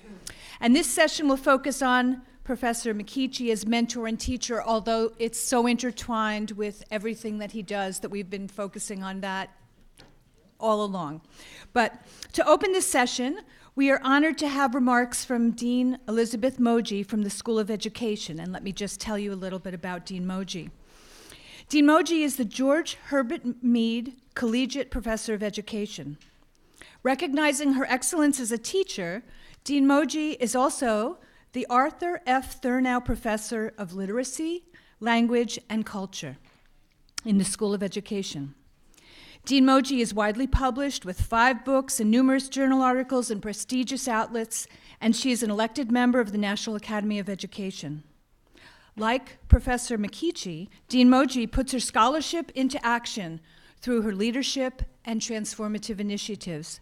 Just as an example, together with Detroit Public Schools, the Kresge Foundation, and other partners, Dean Moji announced the School of Education's participation in a new cradle-to-career education system in Northwest Detroit on the Marygrove College campus. The first classes of early childhood and grade 9 students began in 2019. This is an amazing initiative and one that would surely to garner the praise of Bill McKeachie. Please join me in welcoming Dean Elizabeth Moji. Where is she? You were trying to figure out where I went, weren't you? Oh, thank you, Patty. Thank you so much. And welcome to everyone here. It's just a great honor for the School of Education to be part of this event to honor and celebrate the life of Dr. Bill McKeachie. Now, it should come as no surprise to you that we wanted to be part of this. After all, Bill McKeachie was a co-founder of the combined program in education and psychology, something we are very proud of. And by the way, I just want to make the point that it is ranked as the #1 program in education and psychology in the nation. So many thanks to all the amazing scholars here and to Dr. McKeachie. He also was the co-developer and promoter, establisher of the Center for Research on Learning and Teaching. I see Matt Kaplan over here. And here's something I don't think was in your programs. He officially retired at the age of 70, but some of you probably know that he continued to teach until he was 85 years old and did not accept a salary for teaching. So for these contributions to learning and teaching, the Society for the Teaching of Psychology created the Wilbert J. McKeachie Teaching Excellence Award in 1980. And for those of us who study teaching and learning, Professor McKeachie was a legend, and not just to those of you lucky enough to study with him here at the University of Michigan, but to many of us throughout the field. And as I thought about my remarks and my welcome to you, I thought about what made that impact on learning and teaching so special. And I think there were 3 important things. And somebody already said this. Maybe it was Jane, I'm not sure. But someone mentioned that he used evidence. He drew from evidence to think about teaching and to craft those teaching tips. He didn't just, think about what he liked to do, but he actually really thought about what research told him. He applied what he knew from research to study what he was doing. So he actually did it, and then he studied it. And then he passed his knowledge on to others through tips for teaching, McKeachie's teaching tips, and by working with TAs and GSIs. And what I read about him and the way he mentored people, it was just really profound. He also talked a lot about several constructs in psychology that he took beyond thinking about them as psychological constructs and understanding learning, but then applied to teaching. So self-regulated learners, like what do you do to actually help people self-regulate? What do you think about teaching learning theory, not just so people know learning theory, but so they actually apply it to their own learning? Thinking about how you develop intrinsic motivation and that point about choice and locus of control and agency. Thought that was so powerful. But what I thought was most interesting, and of course this comes from someone who studies teaching and who is in charge of a school of education, he believed that teachers could learn to teach. And that's really important because so many people think that teaching is something you're born to do, but we know that one can learn to teach. And so I'm always grateful to him for the way he put an emphasis on what we can learn and how we can improve as teachers. I also think it's really profound that he made the point, and it's actually in an interview that you did with him, Heffer, on his tips on teaching. And he quoted Dewey and said, "I feel that teaching is like selling. You have not sold anything unless people have bought it. Similarly, a teacher has not taught anything unless the students have learned it." And so teaching is more than performance. It's more than just feeling like the class went well. And then finally, I was really impressed, and this is also in the interview you did with him, that as much as he knew, he still was interested in more, and he still felt he didn't know enough. And he said in that interview, "I have always been interested in interactions. I think we still do not really know much about how a particular kind of teacher, a particular kind of student, a particular kind of class, and a particular culture and environment all affect learning while interacting with each other. These interactions are very complex and need further exploration." Finally, on a personal note, I did not have the honor of studying with Dr. McKeachie in a formal sense, but of course, his work influenced my graduate studies. And what I didn't know about him was the extent to which he engaged in the scholarship of practice, and I heard that here in the first session. I actually found myself a couple times moved to tears, which apparently he would have really appreciated. And I also learned today that one of his favorite Langston Hughes poems, and one that was meaningful to him, is also one of mine, Theme for English B. So thank you for sharing that, because that really told me a lot about who he is as a person. Now, I only met him once, and we only talked for about an hour, but at the end of our chat, guess what he invited me to do? Play cards. He asked me to come. He told me what time of day they would be playing, and I'm sorry to say I'd never made it. But because of that, I think it's fair to say that Bill McKeachie was always learning, always teaching, always giving, and always connecting. And so on behalf of the School of Education, I thank you for this opportunity to help honor him today. Thank you.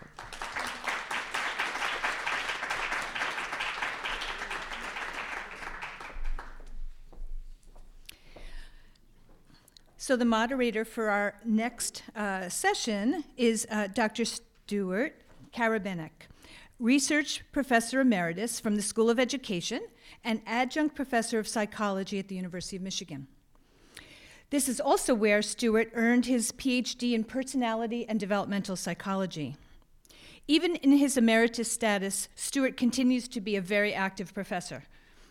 His research interests have focused over several decades on student and teacher motivation and self-regulated learning. He's collaborated extensively with Bill McKeachie and with Heffer Benmenoudi, co-organizer of today's events. His many contributions to the field have been recognized by the European Association for Learning and Instruction, for which he has received a Lifetime Achievement Award. So please join me in welcoming Stuart Karabenek.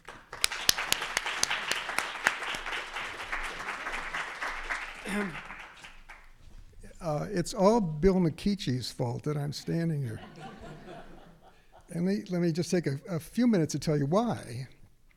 So yeah, I graduated. First of all, I met Bill, and this I think is important to know.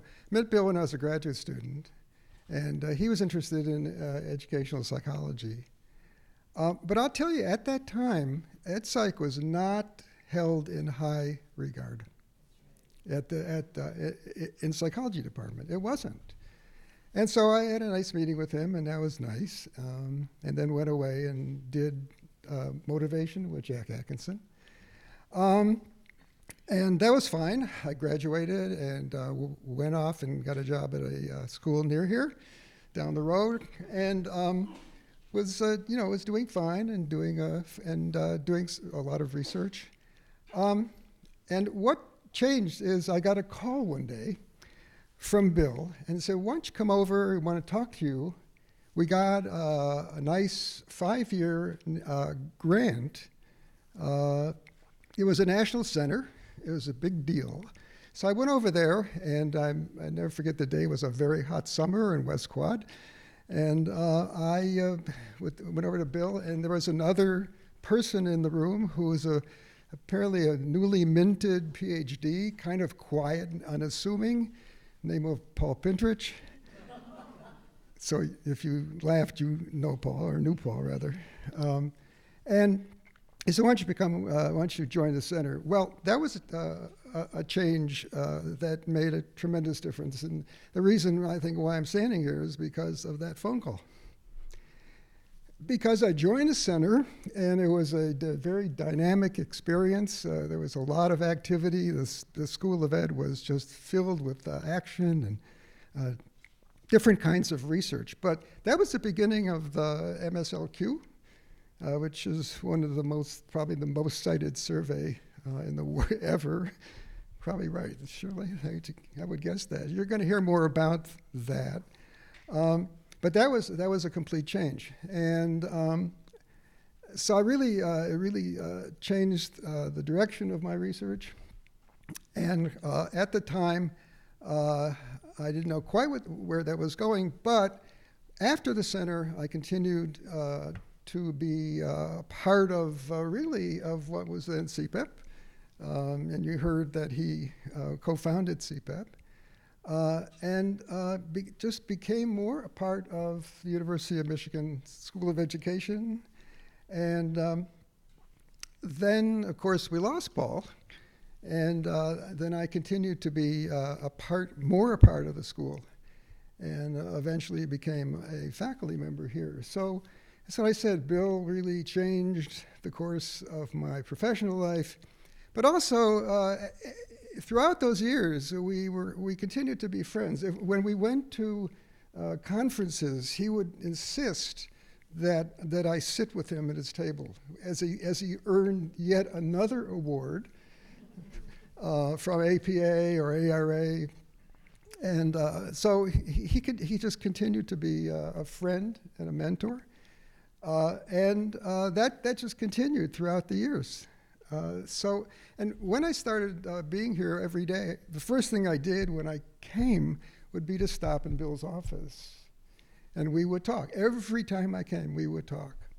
Also, it was really a family. He was really a person who made my wife and I very welcome with the family. He would always invite us for dinner. We'd go to some Chinese restaurant. And we would eat, and we would talk, and that just continued throughout the years. And I think Heffer really took over that role. This is pre-Heffer. And so this is someone I've known my entire life. And it's interesting that, and I think, as I said, an honor for me to stand here and talk about him and share this experience. So I'd like to thank Bill and for being the kind of person that you have heard so much about and will now hear more about with our next speaker. So please join us. And Eric, if you would come. Okay. Eric Landrum. I don't know Eric, really. So this is going to be new to me. Okay.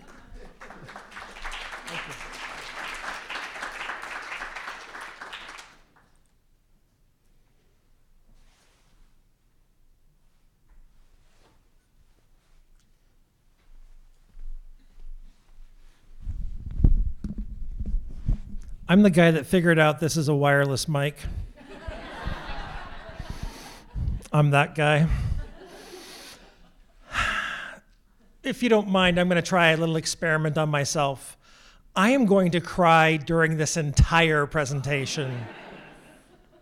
Let's see if that works. I'm so pleased to be here. Thank you very much for the invitation. Another tip.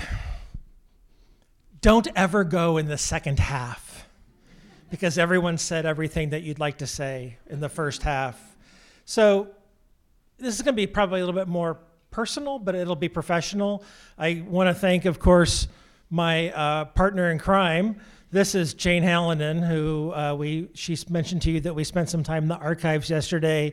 And I'm purposely sharing this picture with you because we took it on the 5th floor of the American Psychological Association building in the President's Suite. And if you look over our shoulder, that's Bill's 1976 presidential picture when he served as president. And so we posed with him this summer in a way when we were there.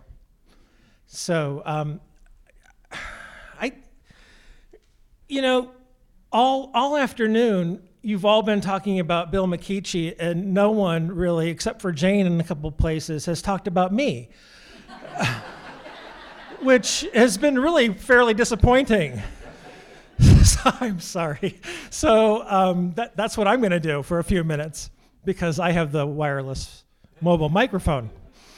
I don't know why someone chose me to interview Bill for a 1999 Teaching of Psychology Generalist Corner, but of course it was my great honor. And one of the things you probably can't see, that I cited Jane's previous interview in 1992, and of course I read things about Bill before I interviewed him. It was back in the day that I had hair, but I tried to blow up for you. At that time, Teaching Tips was only in its 10th edition, although it looked like, I think his fast-pitch softball career was complete by then. It looks like it was from 1933 to 1989. I have 3 different editions of Teaching Tips because I used them as I started my career, and I have a signed autographed copy from Bill at home, which is a treasured keepsake of mine. Jane alluded to this. Obviously, we know, if you knew him at all or read about him at all, softball and sports was really important to him, and so was religion, and they intersected. The family would know this better than I would, but I think there was a time very early on when he was thinking about what religion or what even what type of Baptist decision making, where he was going to go, depended on the strength of the Baptist softball team. I think he wrote about that in some autobiographical notes that we found in the archives, which was fascinating. It really was. And so I got to write about him in 1999, which was a real pleasure, because 50 years plus as a student-centered teacher. Then I had a chance in 2002 to write a book chapter about him. And one of the key features of this book chapter was that I interviewed people from around the country, mostly by email. And Bill helped me with this as well. We went back and forth, so I got to interact with him personally about this. And so, and I had quotes from him directly. I had quotes about him from people all over the country. If you knew Bill, you probably didn't argue with him. And I didn't argue with him except one time, gently and professionally and with all due respect. I don't believe in the luck. I think there were probably some times in his life that he had luck, but it was, I mean this title with all my heart. It's more than just luck. He didn't luck into 500 publications. You don't luck into journal acceptances. Oh, I was just lucky, a review or 2 liked me. That doesn't happen, right? I mean, I've read his story of how he met Ginny. Really, that was luck? It was luck that he was a good man that met a good woman? Was it really luck? So I understand the humility side of it. I do. In fact, I really do. I'll show you in a moment. I understand not wanting to take credit and being very humble, but I don't think it was luck. And I tried to have this conversation with him once, and he wouldn't budge. And I respect him for that. But I think he was wrong about that. I'm going to whisper that. I think he was wrong about that. In fact, he inspired me to study humility. And so, again, because not enough people have talked about me this afternoon, I'm going to talk about me. And so, I really appreciate you laughing. So in 2011, I was inspired to study humility. And so I published, I did a study, and I published a humility scale. I don't know if you can see it, but there are 3 footnotes up there. The first footnote is an affiliation of mine. The third footnote is about the teaching assistants, the research assistants who I thanked. And here's the second footnote, and I'll let you read that.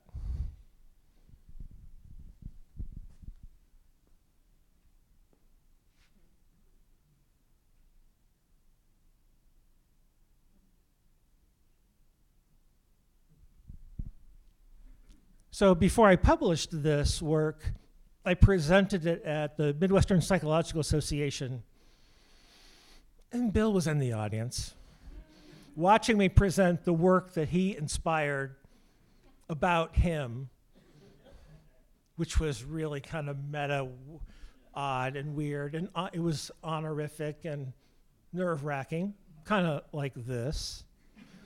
And it was this kind of classic aw shucks moment. He would deny it, right? The humble man never knows that he's truly humble. Okay. I got to see Bill again with Lisa's help and Linda's help and Jane's Logistics in March of 2018 in assisted living. This is a good friend, Garth Neufeld. We have a podcast called Psych Sessions, conversations about teaching and stuff. And so we came here, and he was ready in his crisp shirt with his monogram. He was sitting in a chair when we arrived in his room. These were not props. Someone earlier today mentioned he had journals. There was a video where he had journals. On his nightstand, on his desk, he had the 2 most recent issues of American Psychologist. He's 95 years old. He's got 2 issues of American Psychologist. I don't believe they were props. I honestly don't believe that he would have them out as props. So we got a chance to interview him, and that's the place if you go, and if you just enter this URL exactly as it is, it'll take you to the episode. It's 51 minutes long, where you'll hear what we recorded that day. Yeah.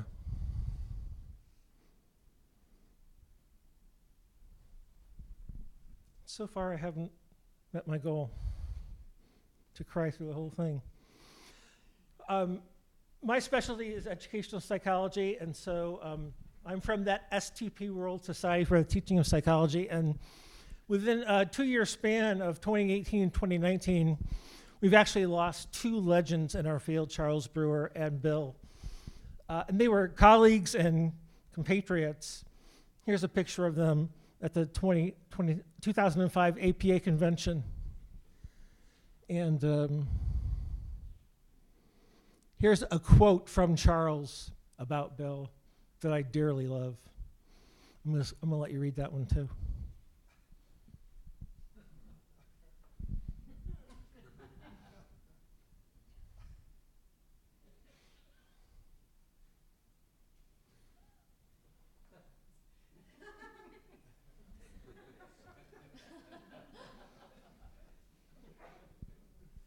Charles had a way with words.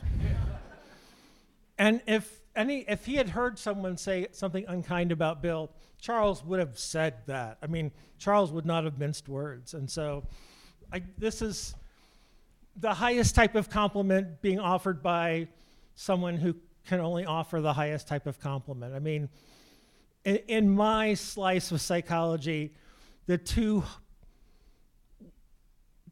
Zeus and Zeus on highest Mount Olympus, talking to one another about one another type of thing. At the end of that book chapter, I asked Bill this question about understanding fellow human beings, and I asked him, and these are his exact words.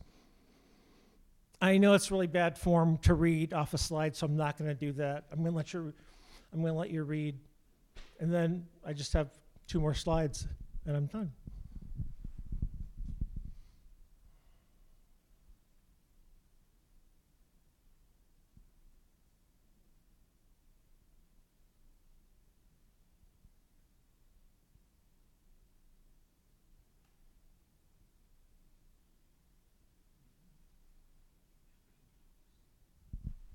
think the impression that you get from hearing from this afternoon, and I'm sure the speakers are going to come after me, he was able to integrate everything. He didn't leave his personal beliefs at the edge of the lecture hall. I mean, if you look at his psychology of religion class, it must have been fascinating to take this class. Jane and I in the archives yesterday found exam questions from 1959 on mimeographed pages.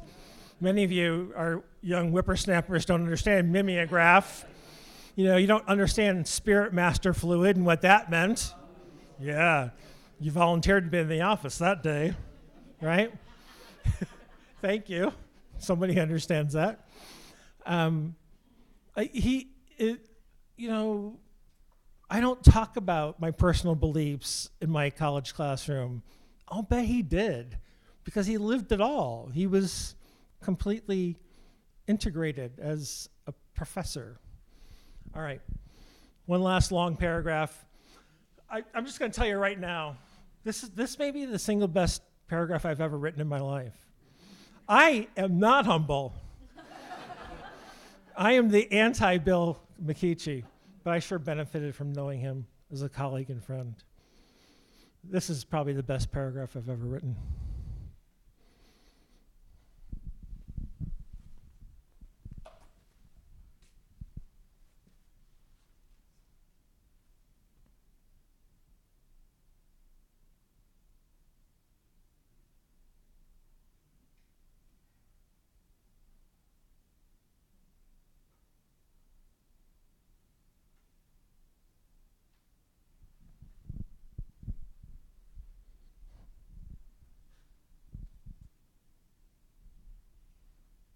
Thank you very much.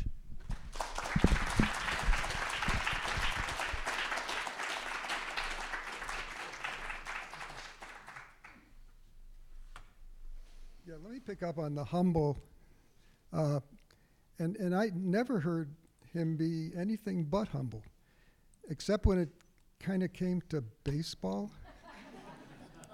and I was on the intramural, psych softball team, and he was deadly serious about that.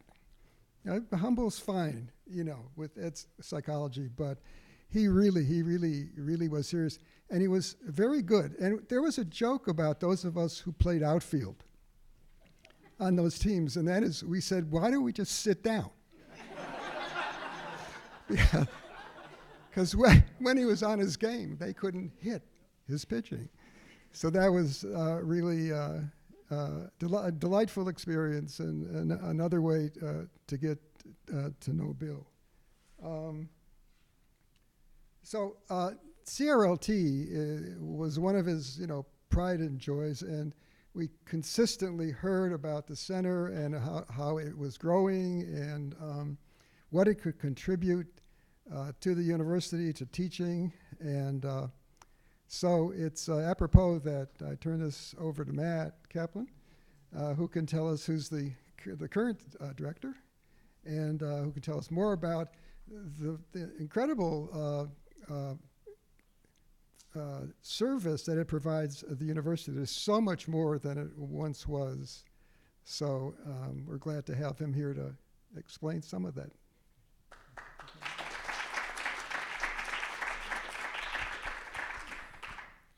Thank you, Stuart. It's really a pleasure and a privilege to be part of this celebration. And I've said this to a couple of people now, but it's wonderful to have something this human going on at a time in our country that doesn't seem very human. So I have the pleasure and privilege of being the director of CRLT now. And I want to talk about the role that Bill played in establishing that center, and ways that he has made a difference in faculty development nationally, and ways that he influenced my career as well. Many of you probably know that CRLT was the first teaching center in the country. It was founded in 1962, strangely the same year I was founded.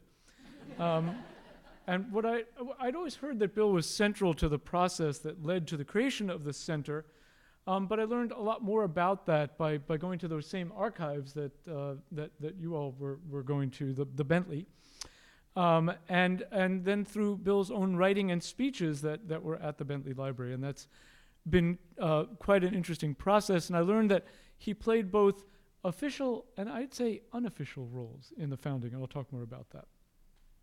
First, I want to say, as others have, that it's worth noting that he was involved in teaching preparation and improvement efforts from his first days as a graduate student. Here's an address that he gave to the Pennsylvania College presidents and deans, and he said that in 1946, the U of M Department of Psychology inaugurated a formal program of training for graduate students intending to teach psychology in colleges and universities. I was one of the original group of graduate students in that program. 2 years later, I was placed in charge of that program. That's not surprising, is it? After completing the PhD in 1949, I was invited to remain at the University of Michigan to assume responsibility for a program of training graduate students in psychology in college teaching. So Bill's interest in pedagogy was long-standing and concomitant with his work in psychology at U of M. They really went together at the start of his career and then all through his career. He also played a leadership role in national discussions of teaching psychology.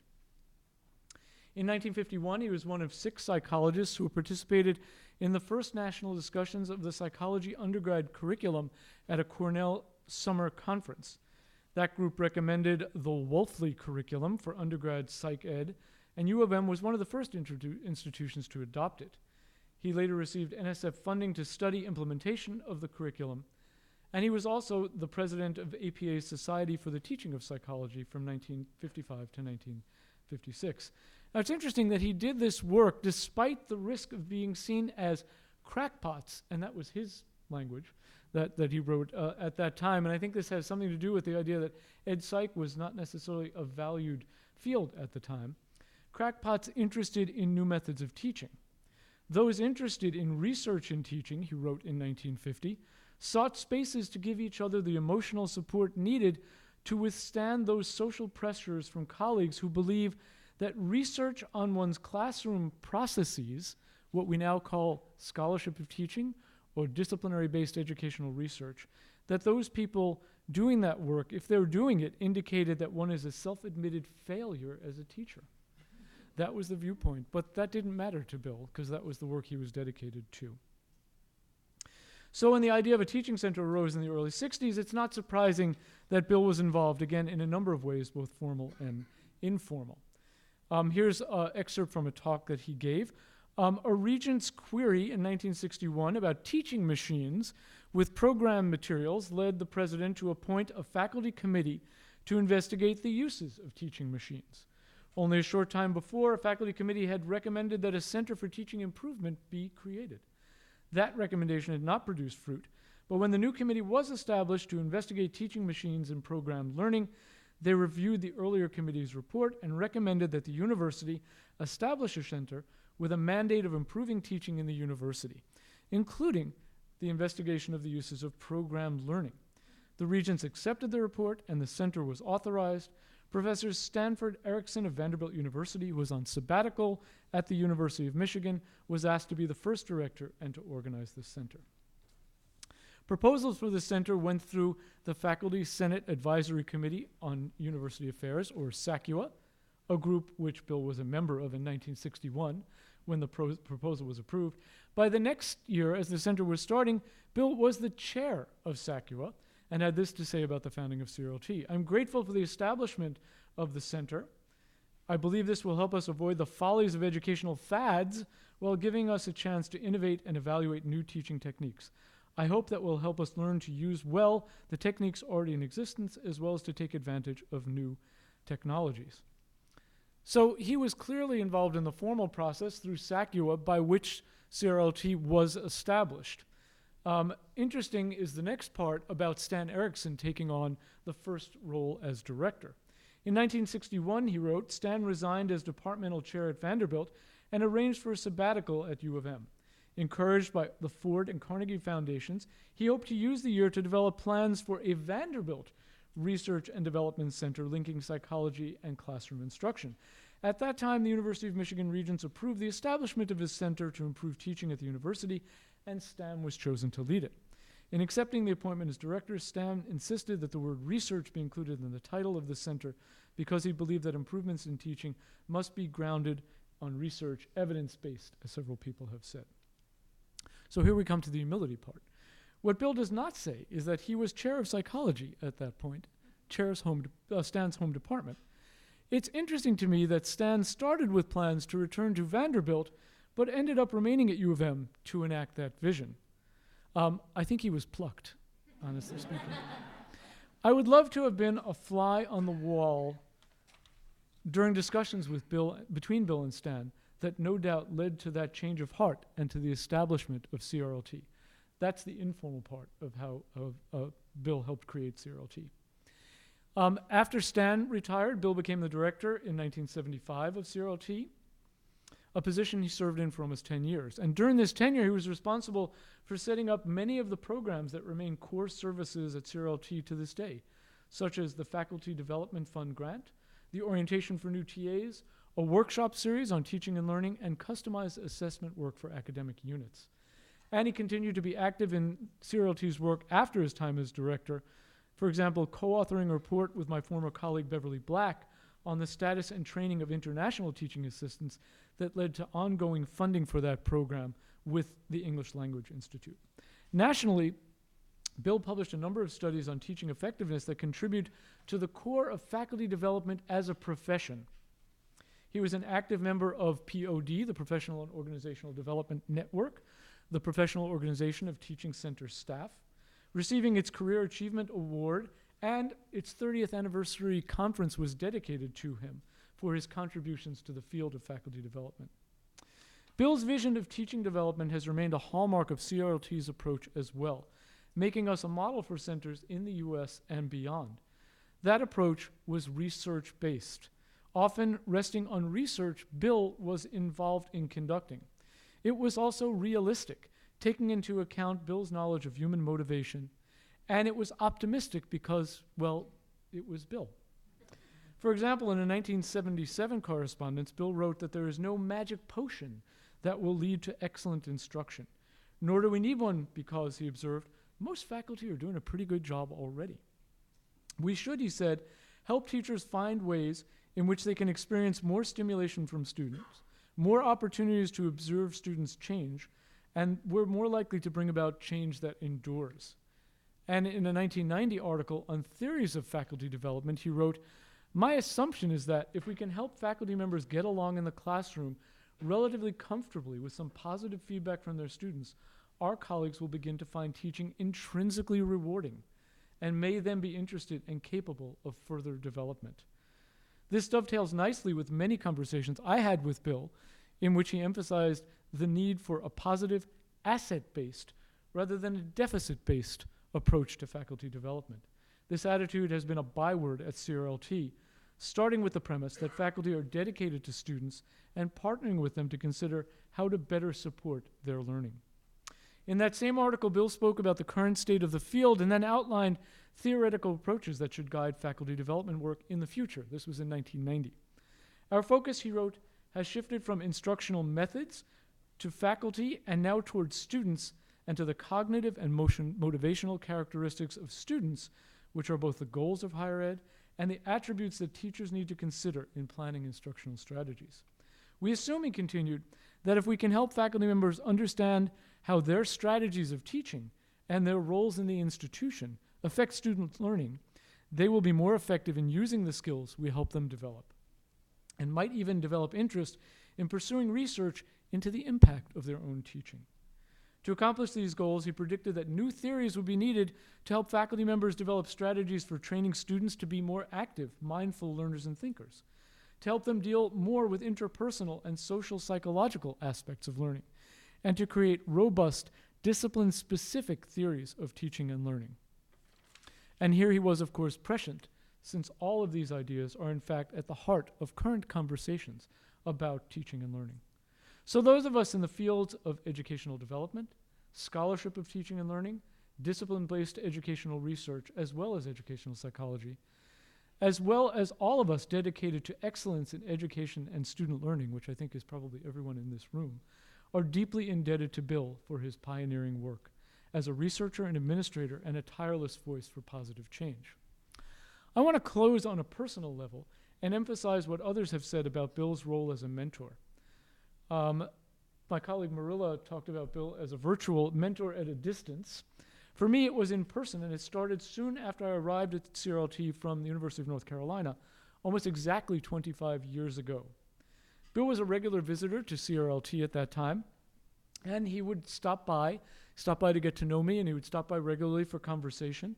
And in one of those early talks, I mentioned a paper that I'd written for the Teaching Center at UNC summarizing the literature on student ratings, a topic which Bill had written on extensively and was a key person in that body of research. I mentioned to him some aspects of that literature I found problematic, and he asked if I'd like to co-author an article since he was asked to write one for the AAHE peer review journal. So what do you say? You say, sure, that sounds great. I didn't have to think about that one very long. We did publish that piece, and when it came out, he and Ginny took me and my wife Caroline out for brunch to celebrate. Those of you who've seen Bill's CV know that this was not a huge achievement in his career. But he recognized its significance to someone very new to the field. In the process, I never felt patronized, only taken very seriously. Thereafter, he offered me several opportunities to either work with him or make presentations that he could not accept. What a gift. Finally, an interesting personal anecdote. Say Bill was wise in many ways, as we've heard, not just about teaching and learning. And he actually gave me the best parenting advice I've ever received. And that was, this too shall pass. This was a mantra I've tried to keep in mind, even if I probably was not as good at putting it into practice as Bill probably was. And appropriately enough, without my ever having shared this story with her, my daughter, who will soon be 21, got her first tattoo this summer, and it read simply, this too shall pass. Thank you all very much.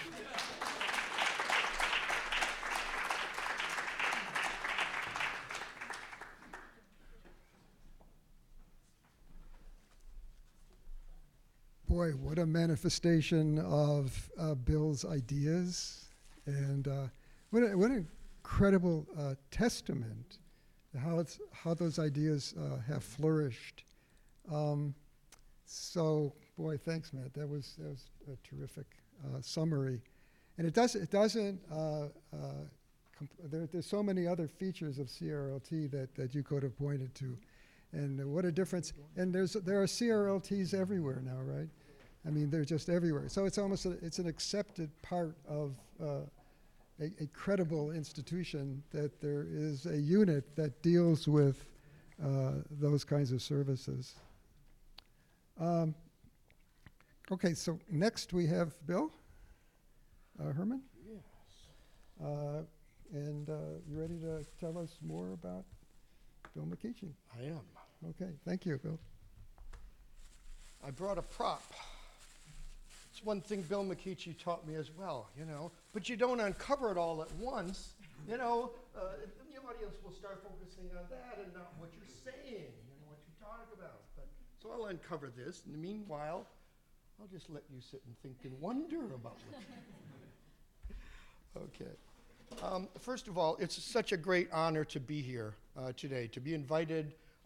I'm emeritus professor. I just retired in January of this year at the State University of New York, college at Potsdam, up near the Adirondack Mountains. I've lived and worked about 18 miles away from the Canadian border. And what's unique about that is that on the radio, you'll hear in the nation's capital, and they mean Ottawa, not Washington, D.C., is the point, just to give you an idea of where I went, and actually where Bill McKeachie helped me get to. I taught for 15 years at Madonna University in Livonia, not too far from here in a western suburb. Matter of fact, I was teaching there while taking graduate courses back and forth and driving back and forth 2 days, 2 days a week, 2 nights a week. Anyway, let me see if I can figure out how to work this. Good. I have to take you back in time, and maybe some of you can relate to this, and maybe some of you can't. But when I was very young, my mother took me up to see John F. Kennedy go by in a motorcade, something like this. And of course, those of you that have read about or know or lived that time know what a time of hope and promise this was. And so when I was looking at this as a young child growing up, I noticed that at the University of Michigan, some other things were going on. Right in front of the Union, it was where JFK introduced the concept of the Peace Corps. And that interested me. I'm a young child thinking maybe someday I'll go to another country and maybe I'll be able to assist them, not tell them what to do, but you know, to share what I have learned, and then for them to see if this fits and so forth. It wasn't too long though before I looked at the Peace Corps as I grew older, and I said, maybe the Peace Corps isn't quite where I want to be. You know, maybe that's not quite what I want to do. So I found something similar to it. The Fulbright, you know, in which you go to other countries, you share knowledge, insights, and as I became a professor, this attracted my attention even more so. And I'm fortunate to have had 2 Fulbright awards, one in Russia, even though I applied for it when it was the Soviet Union, and then when I actually did it, it was Russia by that time, so you can get the changeover and the things and so forth. And some of you may know in the Fulbright program, what they do is they sponsor your whole family to go. So I took my whole family. Of particular importance was my son, who just last year completed his PhD at the University at Albany, SUNY Albany is another name for the same institution, in Russian history, you know, as a focus. So he was obviously positively impacted by that. Money, taxpayers' dollars well spent is the idea, right? You know, so go. So this attracted me later in life, and I was interested in international travel, and this came from Bill McKeachie because he would write me emails. He said, well, I just got back from Belgium, you know, and he was always traveling, it seemed like. I felt like I was special to get a 1 or 2 line email from him, and I was special. I know, I'm not denying that, but I kept thinking about, he described how many hundreds of emails he gets, and family members would weed through them out, sort them out for him, as he described to me, so he could handle all of this. And obviously that's something that impressed me and so forth. And because of Bill's work abroad, I decided that's what I want to do, but I had to have something to share that was special for the program first, and this is where I got it, at the University of Michigan. I came here after earning 2 master's degrees at Eastern Michigan University, a school Bill knew quite well, of course. But the work that Bill McKeachie had done on test anxiety attracted my interest. I read them, and I could go and talk with them about it. That was the first time I could ever remember being able to read a professional journal article and actually go and talk to the person who wrote it and ask them further questions. And of course, Bill was more than happy to talk and talk and talk. All right, well, sadly, when it came time for my doctoral dissertation, I wanted to do it in test anxiety, but Bill had a health crisis. I don't even remember the particulars. I didn't pry as a doctoral student and so forth, you know. But he was unable to serve on my committee. But he did talk about people here at the University of Michigan that had done famous research related to that. And I was fortunate when I was here to be able to meet Jack Atkinson. I attended his Festschrift, actually, so I not only saw Jack Atkinson, I saw David McClellan, I saw Bernie Weiner for the first time there, and then later at conferences and so forth.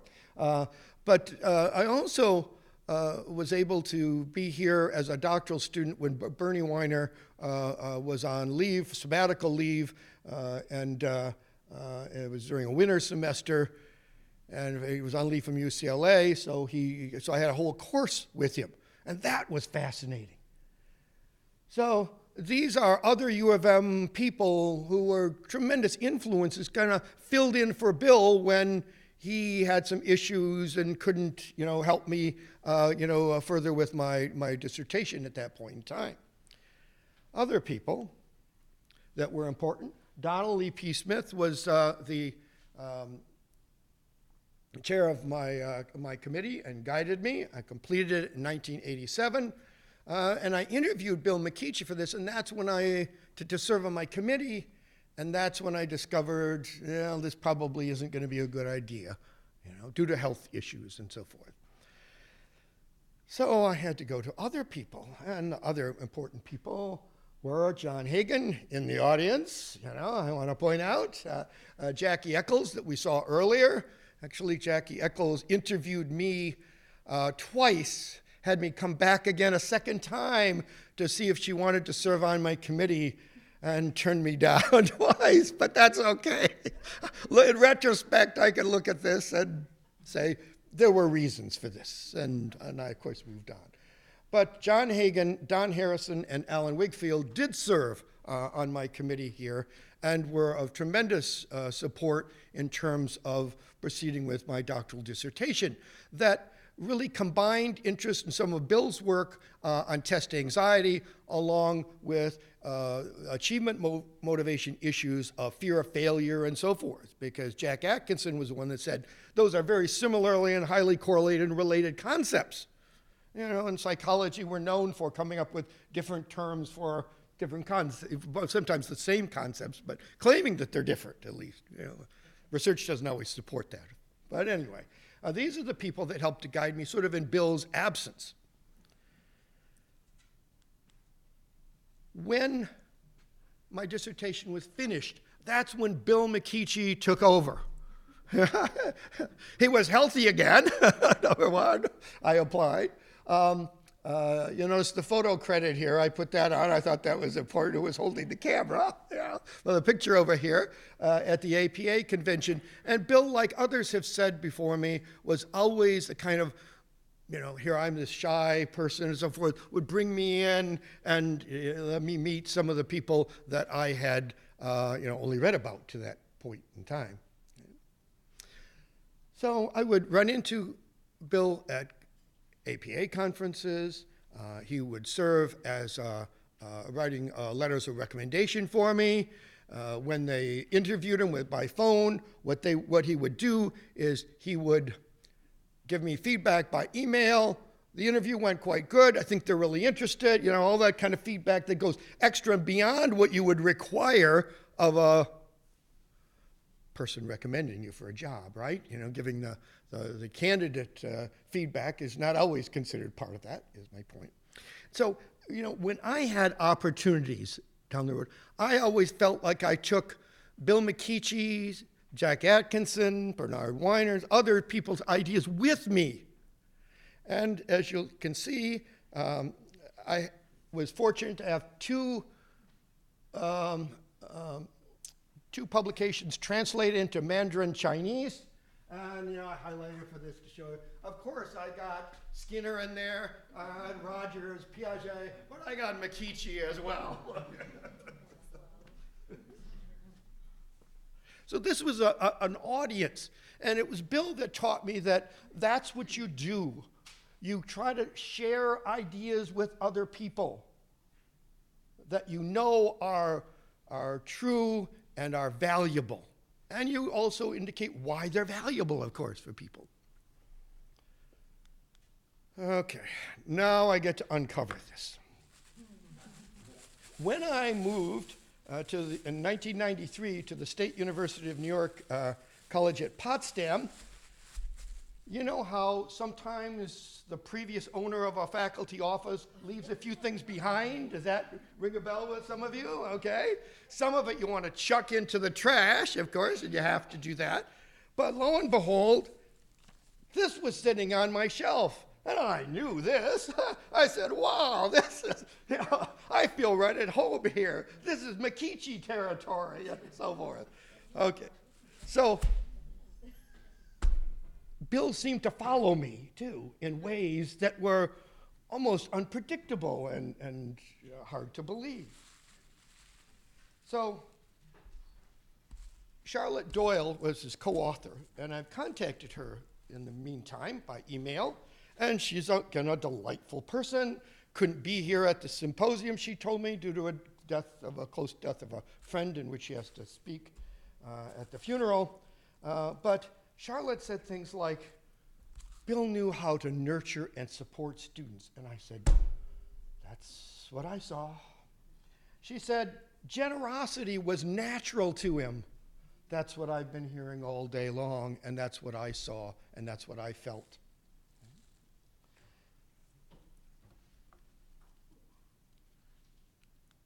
Just quickly, inspirational things that Bill did.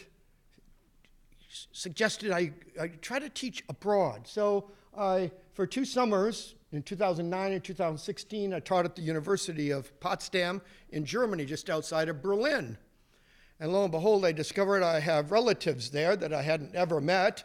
And so while I was there, I arranged for that meeting, and so that was, a nice kind of spin-off. But through Bill's travels and so forth, I began to see, yes, he's my mentor, but I should be doing some of the things that he's doing, or at least try. And therein lies the frustration. Looking at Bill's CV, trying to measure myself up to, I pale in comparison. And I know that. But somehow Bill gave me the strength to live with that. I can be okay with that, That part's not competitive. Earlier this year, I co-authored a textbook on critical thinking in psychology.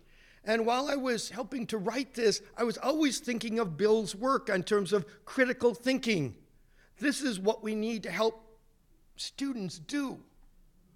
Think about these classic studies. Watson's Little Albert, Phil Zimbardo's prison study that keeps, by the way, getting reinvigorated and a new interest in, Stanley Milgram's obedience studies, ethics of caring, and the nurture assumption, for just a few. And so Bill's work really kind of inspired my work, because in this book, I was able to put in, we call them toolkits, for a toolbox, in which students would have little scenarios, situations, which would get them to think more deeply about these ideas. And all that came from Bill. As I remarked about earlier, I had a Fulbright in Russia in '93 and in Thailand in 2011. And I took Bill's ideas with me. In 2005, you have to start at the bottom really more than that. The APS Observer had a little contest. And the contest was, you take this New Yorker cartoon and you give a different psychological material for the bubble. And so mine was, to this one, sorry, I can't recall Maslow's terms for feeling of inadequacy, for low self-esteem. Well, what happened? By the way, none of my colleagues in my department even noticed this or said anything to me. And there were 12 of them, so it's not just like a small department. But this was the comment from Bill. Dear Bill, congratulations on beating the New Yorker, Bill McKeachie. These are the kind of things that inspired me, that helped me go on and plug along and do the little things that I've done in my professional career. And I'm proud of that. But I'm also proud that Bill McKeachie helped me do these kind of things, because if he wasn't that influence, they never would have happened that way. I leave you with a couple of my own personal photographs. I'm a photographer by background as well, so I thought fall, people remember this, but it's not what the leaves look like out there right now, but this might be a good way to close. Thank you very much.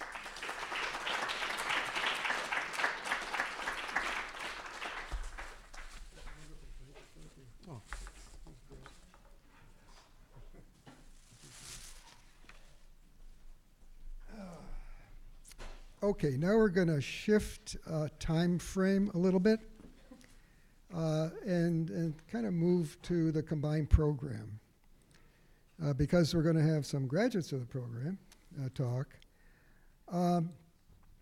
But this is another important consequence of Bill's legacy, to be sure.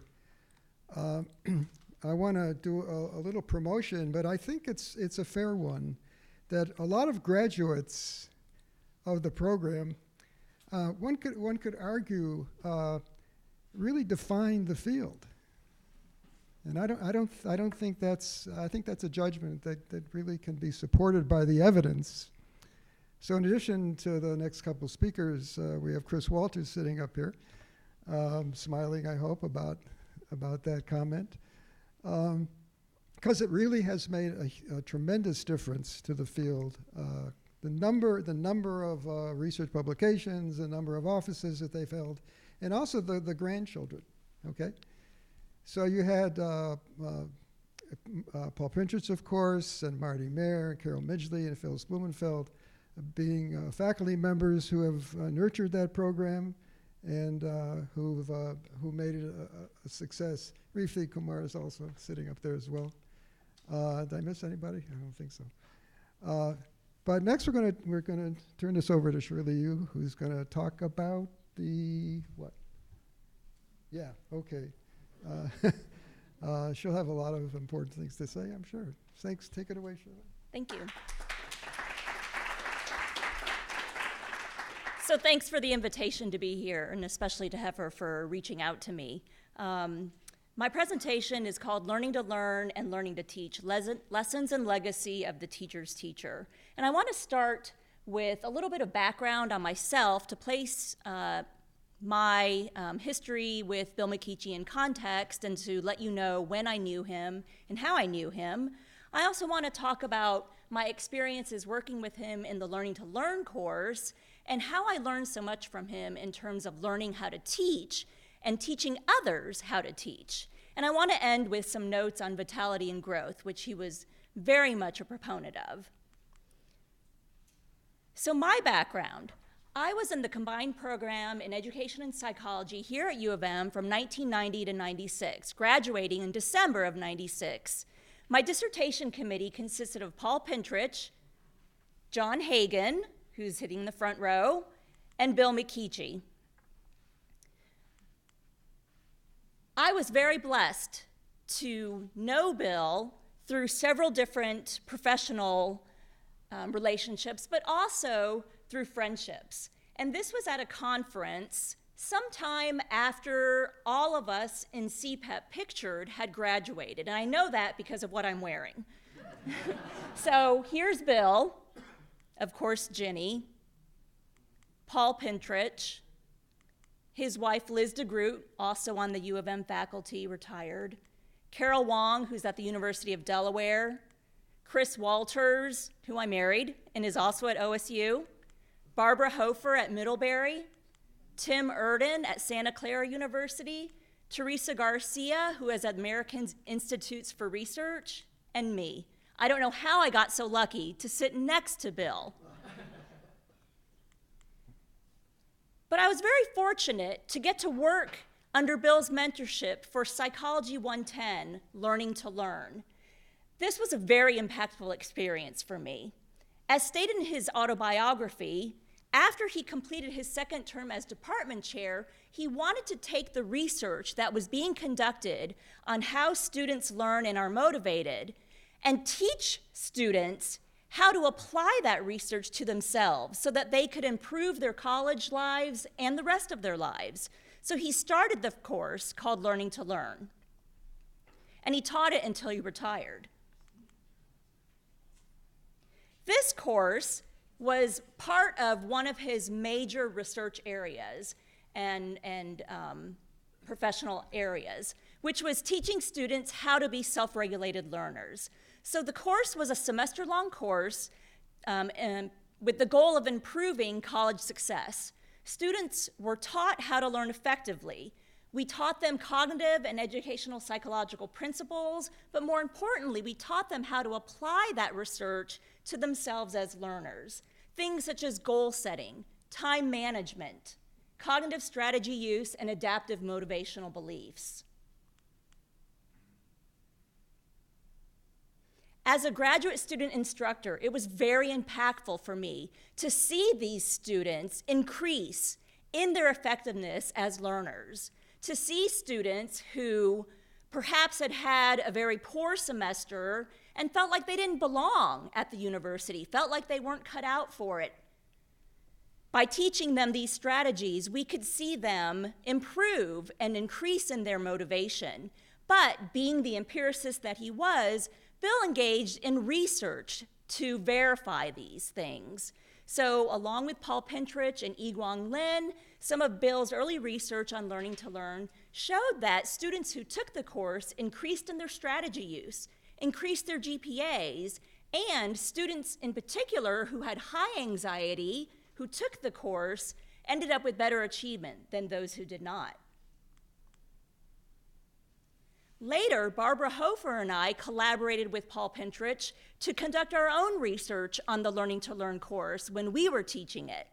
And again, we found students who took the course had increased motivation, including intrinsic goal orientation, self-efficacy, increased cognitive strategy use, including both surface level strategy use as well as deeper cognitive processes, such as elaboration, organization, and metacognition, and importantly, decreased in their test anxiety. After graduating from U of M, I took my first tenure track position at the University of Houston in Texas, an R1 university with a Hispanic serving designation. There, I was very happy to be able to develop a course modeled, pretty much copied from, the U of M Learning to Learn course. So the development of self-regulated learning became a class that all human development and family studies majors were required to take. And there, we also conducted research on the effectiveness of the course on student outcomes. And we found when looking at students who took the course compared to a matched sample of non-course takers, that the course takers increased in their cognitive strategies, their time management, and their motivation. And further, their test-taking strategy use predicted GPA. Another important component of Bill's work was improving college classroom instruction, and this is something that really resonated with me. As a graduate student instructor at U of M, I was able to benefit from weekly meetings with Bill and with Nick Collins, who co-taught with Bill, for grading sessions with reliability checks, for planning of the curriculum and the strategies that we would use to teach the students the various concepts. We also were given the opportunity to teach to the whole lecture class, which for a graduate student was both terrifying as well as very much building of self-efficacy. And of course, all through this time, his book, Teaching Tips, was indispensable. I think I have 3 versions of that book at this point. So later, at the University of Houston, in the Human Development and Family Studies program, I also engaged in TA training.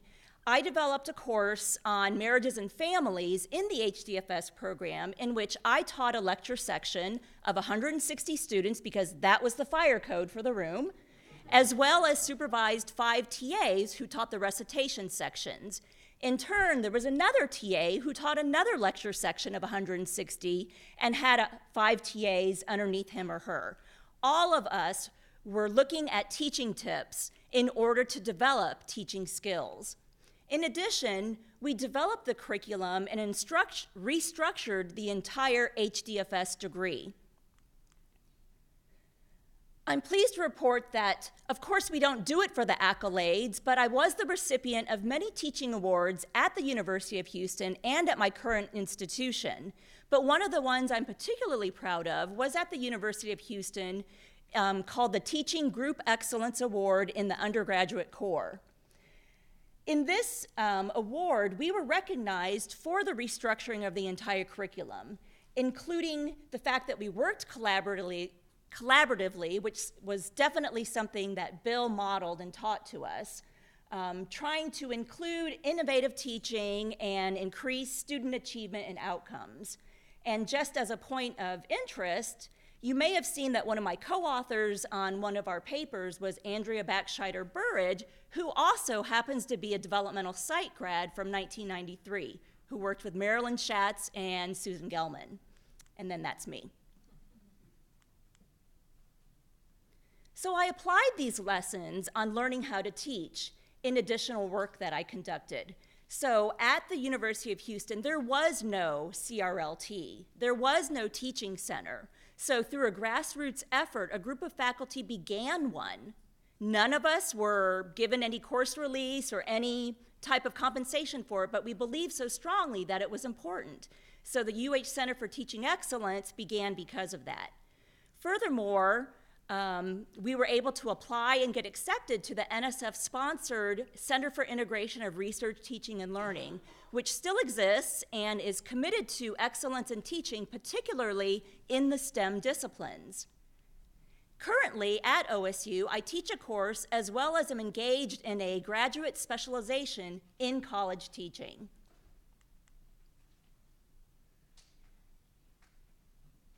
Next week, in this class on college teaching, my students will be reading the chapter on vitality and growth in your career, which is the last chapter in Teaching Tips. Bill definitely exemplified a legacy of lifelong learning. And this quote taken from that chapter talked about how even after retirement, he was exhilarated going to class. He still was looking for new ideas to implement in his courses, and teaching was still fun for him. Some of the lessons that he teaches in this chapter are to continue your practice, getting feedback, finding information from faculty development experts, talking to colleagues, getting student feedback, and continue your learning about teaching. Read up on it, read the journals, observe other colleagues who are teaching, and discuss your teaching with other colleagues. I don't think it's a coincidence that just this week when I was preparing this presentation, a new postdoc and a new assistant professor reached out to me to ask if they could meet with me to talk about courses that they will be teaching for the first time next semester. And of course, I couldn't say no. In closing, I want to share with you a very poignant quote that Bill included in his chapter, which is, "It is important not to forget what you enjoy doing. My final advice is have fun." Thank you.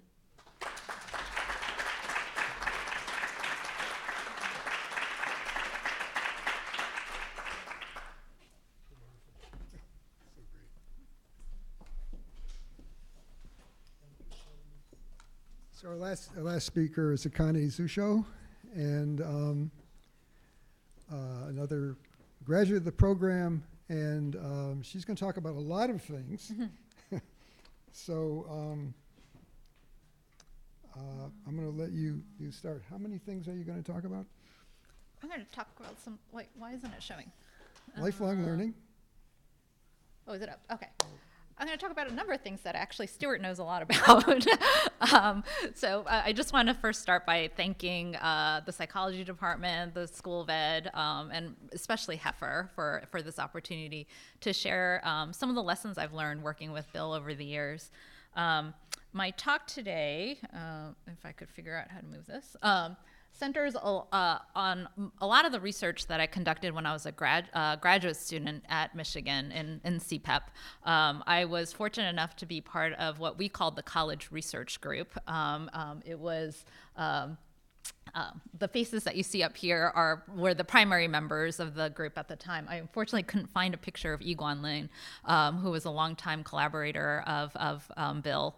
The research group was led primarily by Bill, Paul, and Stuart. I was one of 3 graduate students at the time, and what we ended up doing was 2 fairly large scale studies. One was here. The other one was conducted a little bit further. what direction? North? North of here, not that far away. But we were really interested in understanding students, college students' experiences when they were learning in chemistry and also in introductory psychology. So what we did was we collected a lot of data. The study design was pretty much the same in both of the studies. It was self-report data that we collected over the course of the semester. In the chemistry study, we collected it at the beginning, the middle, and the end. And in the psychology study, we collected at 2 time points, one toward the beginning, one toward the end. The psychology study was also supplemented by classroom observations as well as examinations of sort of syllabi and artifacts that we could get our hands on, because we were really interested in looking at context and the role of context and how that influenced students' motivation and learning in the classroom. Part of this, so one of the lessons I learned had to do with measurement. As many of you talked about already, Bill was very much into data, and he was very much into measuring constructs. And so these were sort of some of the constructs that we collected in those 2 studies. The ones highlighted in red, my memory is not the best these days, but I recall Bill showing some more interest in those than some of the other ones. And so that's kind of what I pointed out there. But we used to meet every 2 or so weeks, and there was a recurring conversation that we used to have about measurement.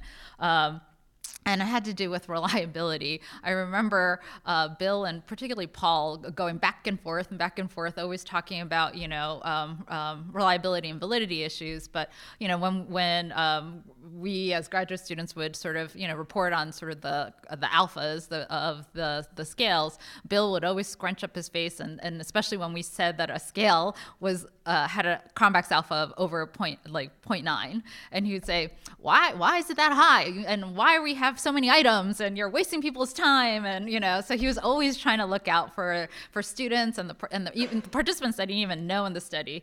So that's one memory that I have of Bill. I take that to this day. One of the things I do is I advise NAEP, the ETS and the National Association of Education Progress. They started to collect survey data. I forget when, I should know, but at least the last couple of years, student survey data, a lot like the ones that that I showed before. And in fact, one of Bill and Paul's lasting legacies is that some of their items actually have made their way into some of these governmental surveys. And so it's just, yeah. And so he's continuing to have influence in the national dialogue around issues of what they call non-cognitive measures. I think Bill might have taken issue with that label, but as many of you already spoke to, of course, one of Bill's lasting legacies is the influence he's had on college instructors all over the world, including myself. And if you look at his writings and the interviews that are available on the web, they're really fascinating to read. I would really encourage everyone to do so. You could sort of see a theme in a lot of what he said. Particularly, I pulled a couple that pertain to motivation. And, one of the things that he talks about a lot is the importance of getting to know your students and getting to see them as individuals. I think this is why he would invite students all the time to, play cards with him. I unfortunately never did, which I regret to this day. But he also talks about, trying to encourage students to take ownership of their learning, and to be able to, the importance of allowing students to express their ideas and their feelings. And so this work was these themes actually were supported a lot by the findings in both the chemistry and the psychology study. In the chemistry study, what we generally found was, unfortunately, students' motivation declined over the course of the semester. But when we disaggregated the data by students, high achieving, average achieving, and lower achieving students, we found that the decline was steeper for lower achieving students. We also found at the same time that students with more adaptive motivational beliefs did better. And so, our conclusion was that it really is important to find ways to sort of sustain students' motivation over time. In the psychology study, we actually saw a slight uptick in student self-efficacy scores over time, as well as their use of elaboration-based study strategies. We also found that when students perceive their classroom environment to be focused on learning and understanding and developing what we called the classroom mastery, that was also associated with better learning outcomes. And this model that you see over there, I actually just ran.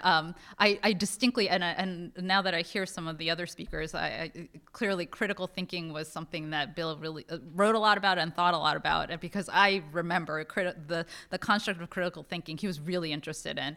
And I don't know if I know in my publications I never did anything with it because I knew it was Bill's scales, but I took this opportunity to sort of look at that construct and to see what predicted it in terms of the context variables, because again, I think Bill really spoke a lot about how motivation and self-regulation are things that can be developed by the instructor.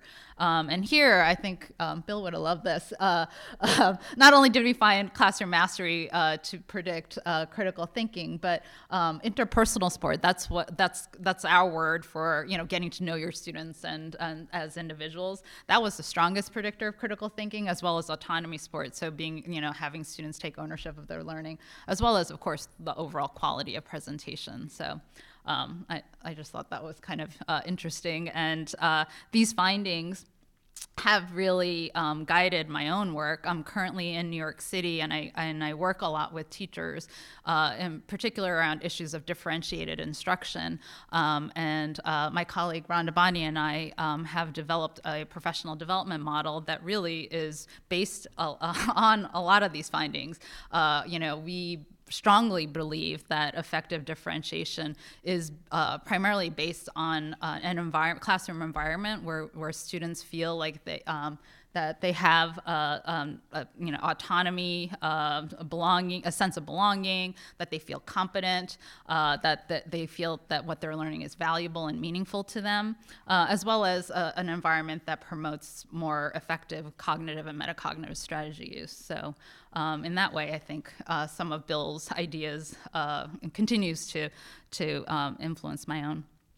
But above and beyond research and measurement and teaching, I think one of the greatest lessons I've learned from Bill has to do with lifelong learning. And it's kind of funny that Shirley also ended her presentation on this. But Bill must have been in his 70s, I assume, when I first started working with him. And I knew he was retired, but he really wasn't retired. He would still come to the office every day. On his desk, this was it was a picture that I saw on the web, but on his desk was always books and articles, and he was always responding to emails or requests for book reviews, which I was fortunate enough to do one with him. And so I'm not sure if I'll be fortunate enough to live as long as Bill did, but I'm really truly grateful to have witnessed what it really means to be a lifelong learner, and it's something that I definitely strive toward for, and something that I really wish to instill in my own students. So, just wanted to thank Bill for that, and to again thank you all for this opportunity to talk today.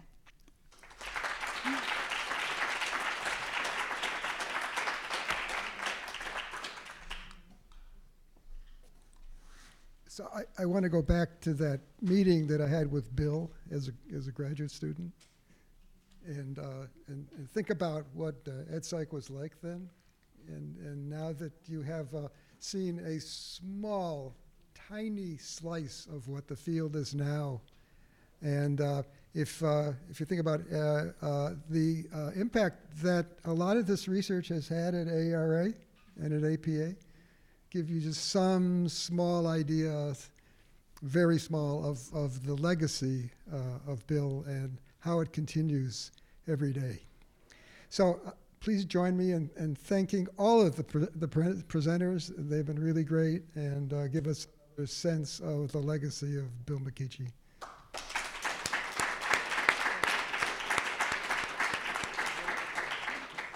You want to? Is Rob? Rob, there you are. Okay. Oh, you want? Okay, you want to introduce him? Whatever you say.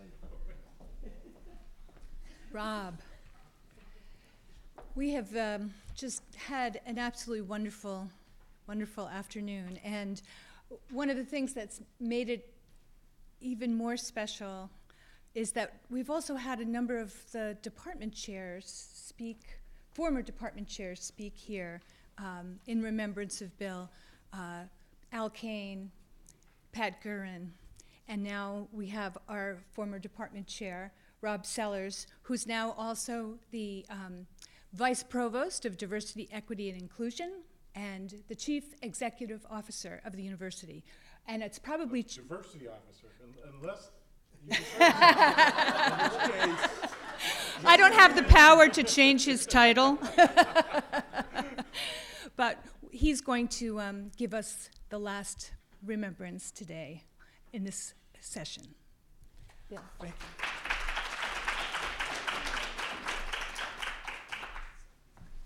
Thank you, Patty. When first asked to be able to say something here, I guess it's been a little more than a month ago. I kept thinking, what was I going to say? Let me write this down. Let me think about this. And the more I thought about it, the more it just needed to come. So I want to apologize because this probably won't have a whole lot of connection or rhyme or reason, but it's really more some of my personal remembrances and also trying to think about really what Bill's legacy is.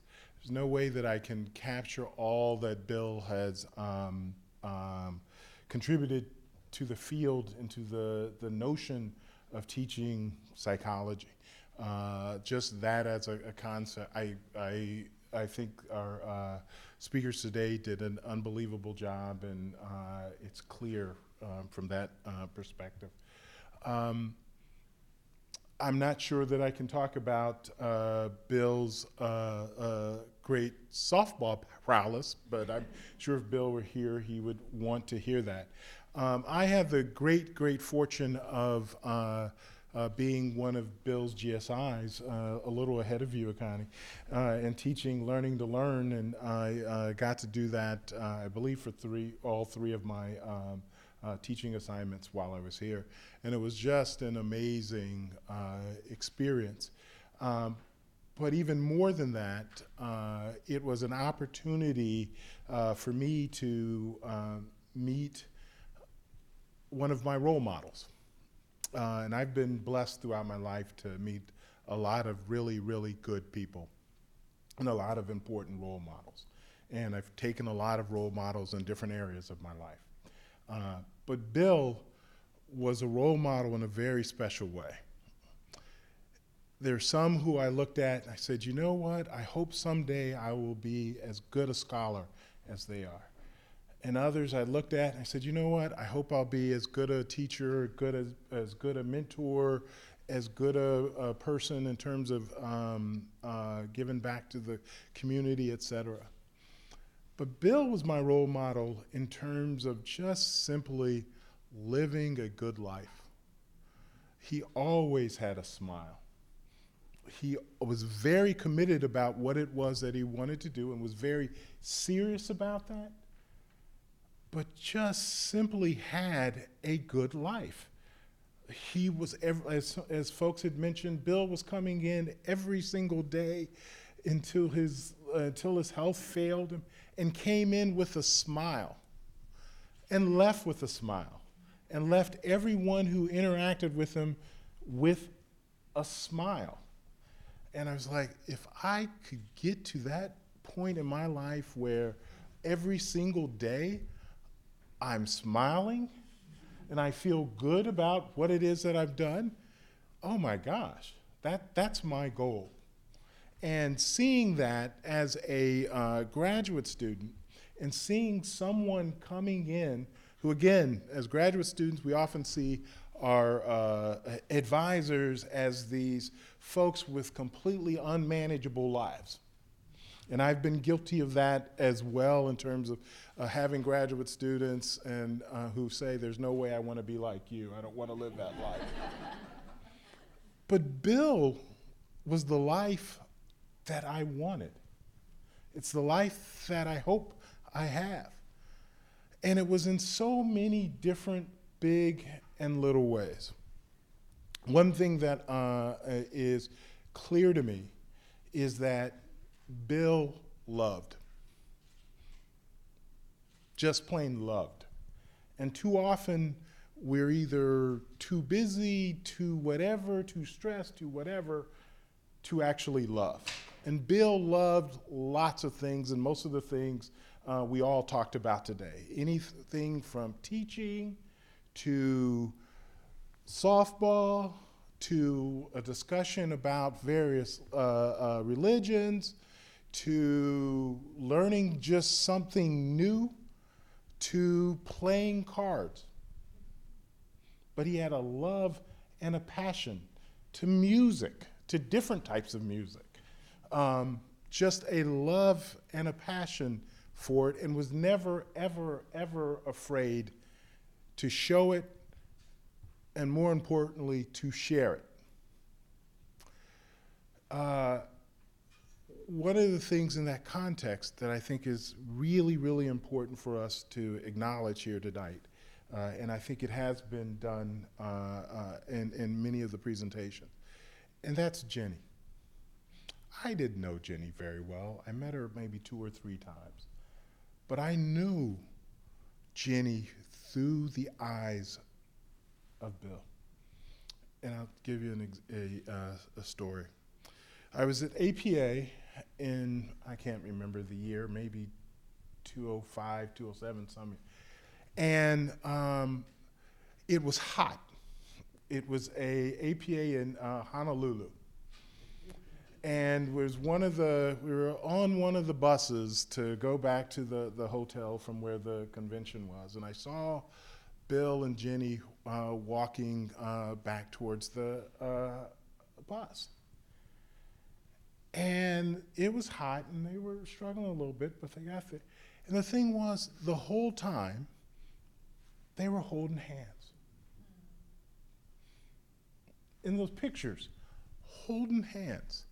Every time I would see them in different places and different spaces, holding hands, enjoying each other as if they just met them. That's a legacy. He taught us how to love. Bill loved this department. Those of us who are in this department are oh so blessed. Patty had talked about the honor of being a chair.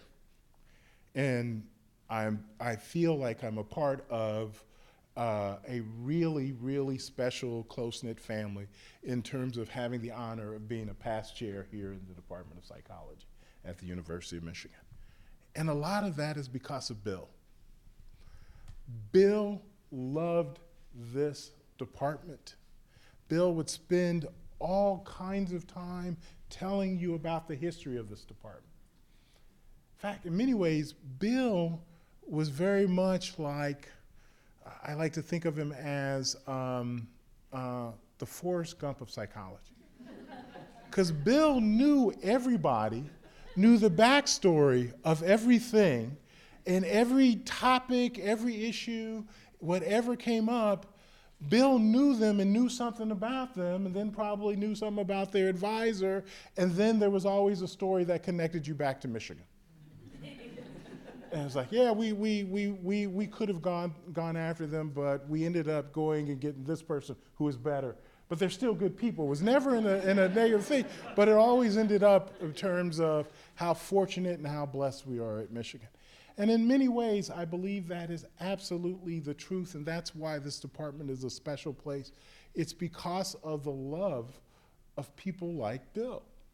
I loved with Bill would come into the chair's office, or even before that, my office on occasion, and he would always say, "Rob, you're gonna play cards today." And unfortunately, and I really have to say, I can't today, but I'm going to try to tomorrow. Okay, now, don't forget, play. And one of my regrets is I didn't play as much as I wish. But what I can tell you is I knew that this department, and really in a different way, this world was a better place knowing that that card game was going on. Because that card game was the epitome of everything that this department should be, and really everything the way I think Bill viewed the world and viewed things. Present tense, it still exists. God bless. This is why the department is what it is supposed to be. Because see, everybody was welcome to the card game. I first went as a graduate student.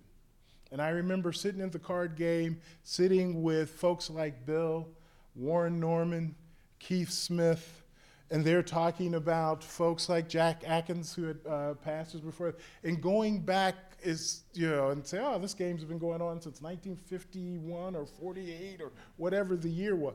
And you were automatically connected. Whether you were a APA award-winning scholar who changed the field, a new graduate student, a member of staff in the department. I imagine there were probably undergrads who've played over the years. It didn't matter. And everybody had a role to play. So I know that we've been here for a very wonderful day and that the day is getting long. But I do want to just end on one thing that I think Bill would probably require me to do if Bill were here today.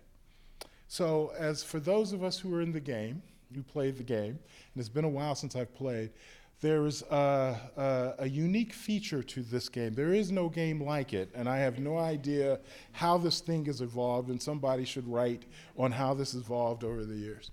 But one unique feature to the game is that there are different noises that go along with different aspects of where you are. So if you go over 100 points, there's a noise. If you go minus in the zero, there's a noise. And Bill was great at many of them, and many of them were not particularly pleasant sounding, depending on where you were.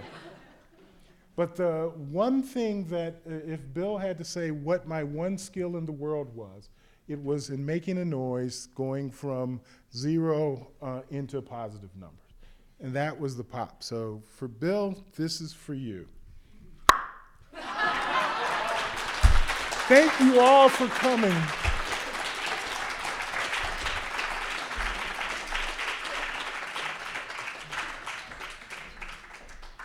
Ooh, I really think that should be the last word. But I think another way to end is just to express our gratitude again. It's been a really gorgeous day. I thank you all for sharing so genuinely about Bill. Those of you who have traveled to come and be here and be part of it, sharing your memories, your tears, and your love for this department, for many of you, for Bill, for the field, and for being educators. It really shows. And I also want to thank Bill's family, who I know have just supported Bill, supported the department. Linda, this is your brainchild. You willed for this to happen and for it to happen now.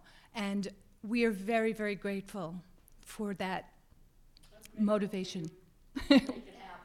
We're grateful for your motivation. And Heifer, you have been the orchestrator, bringing everybody together, knowing what, yes, let's hear it for Heifer.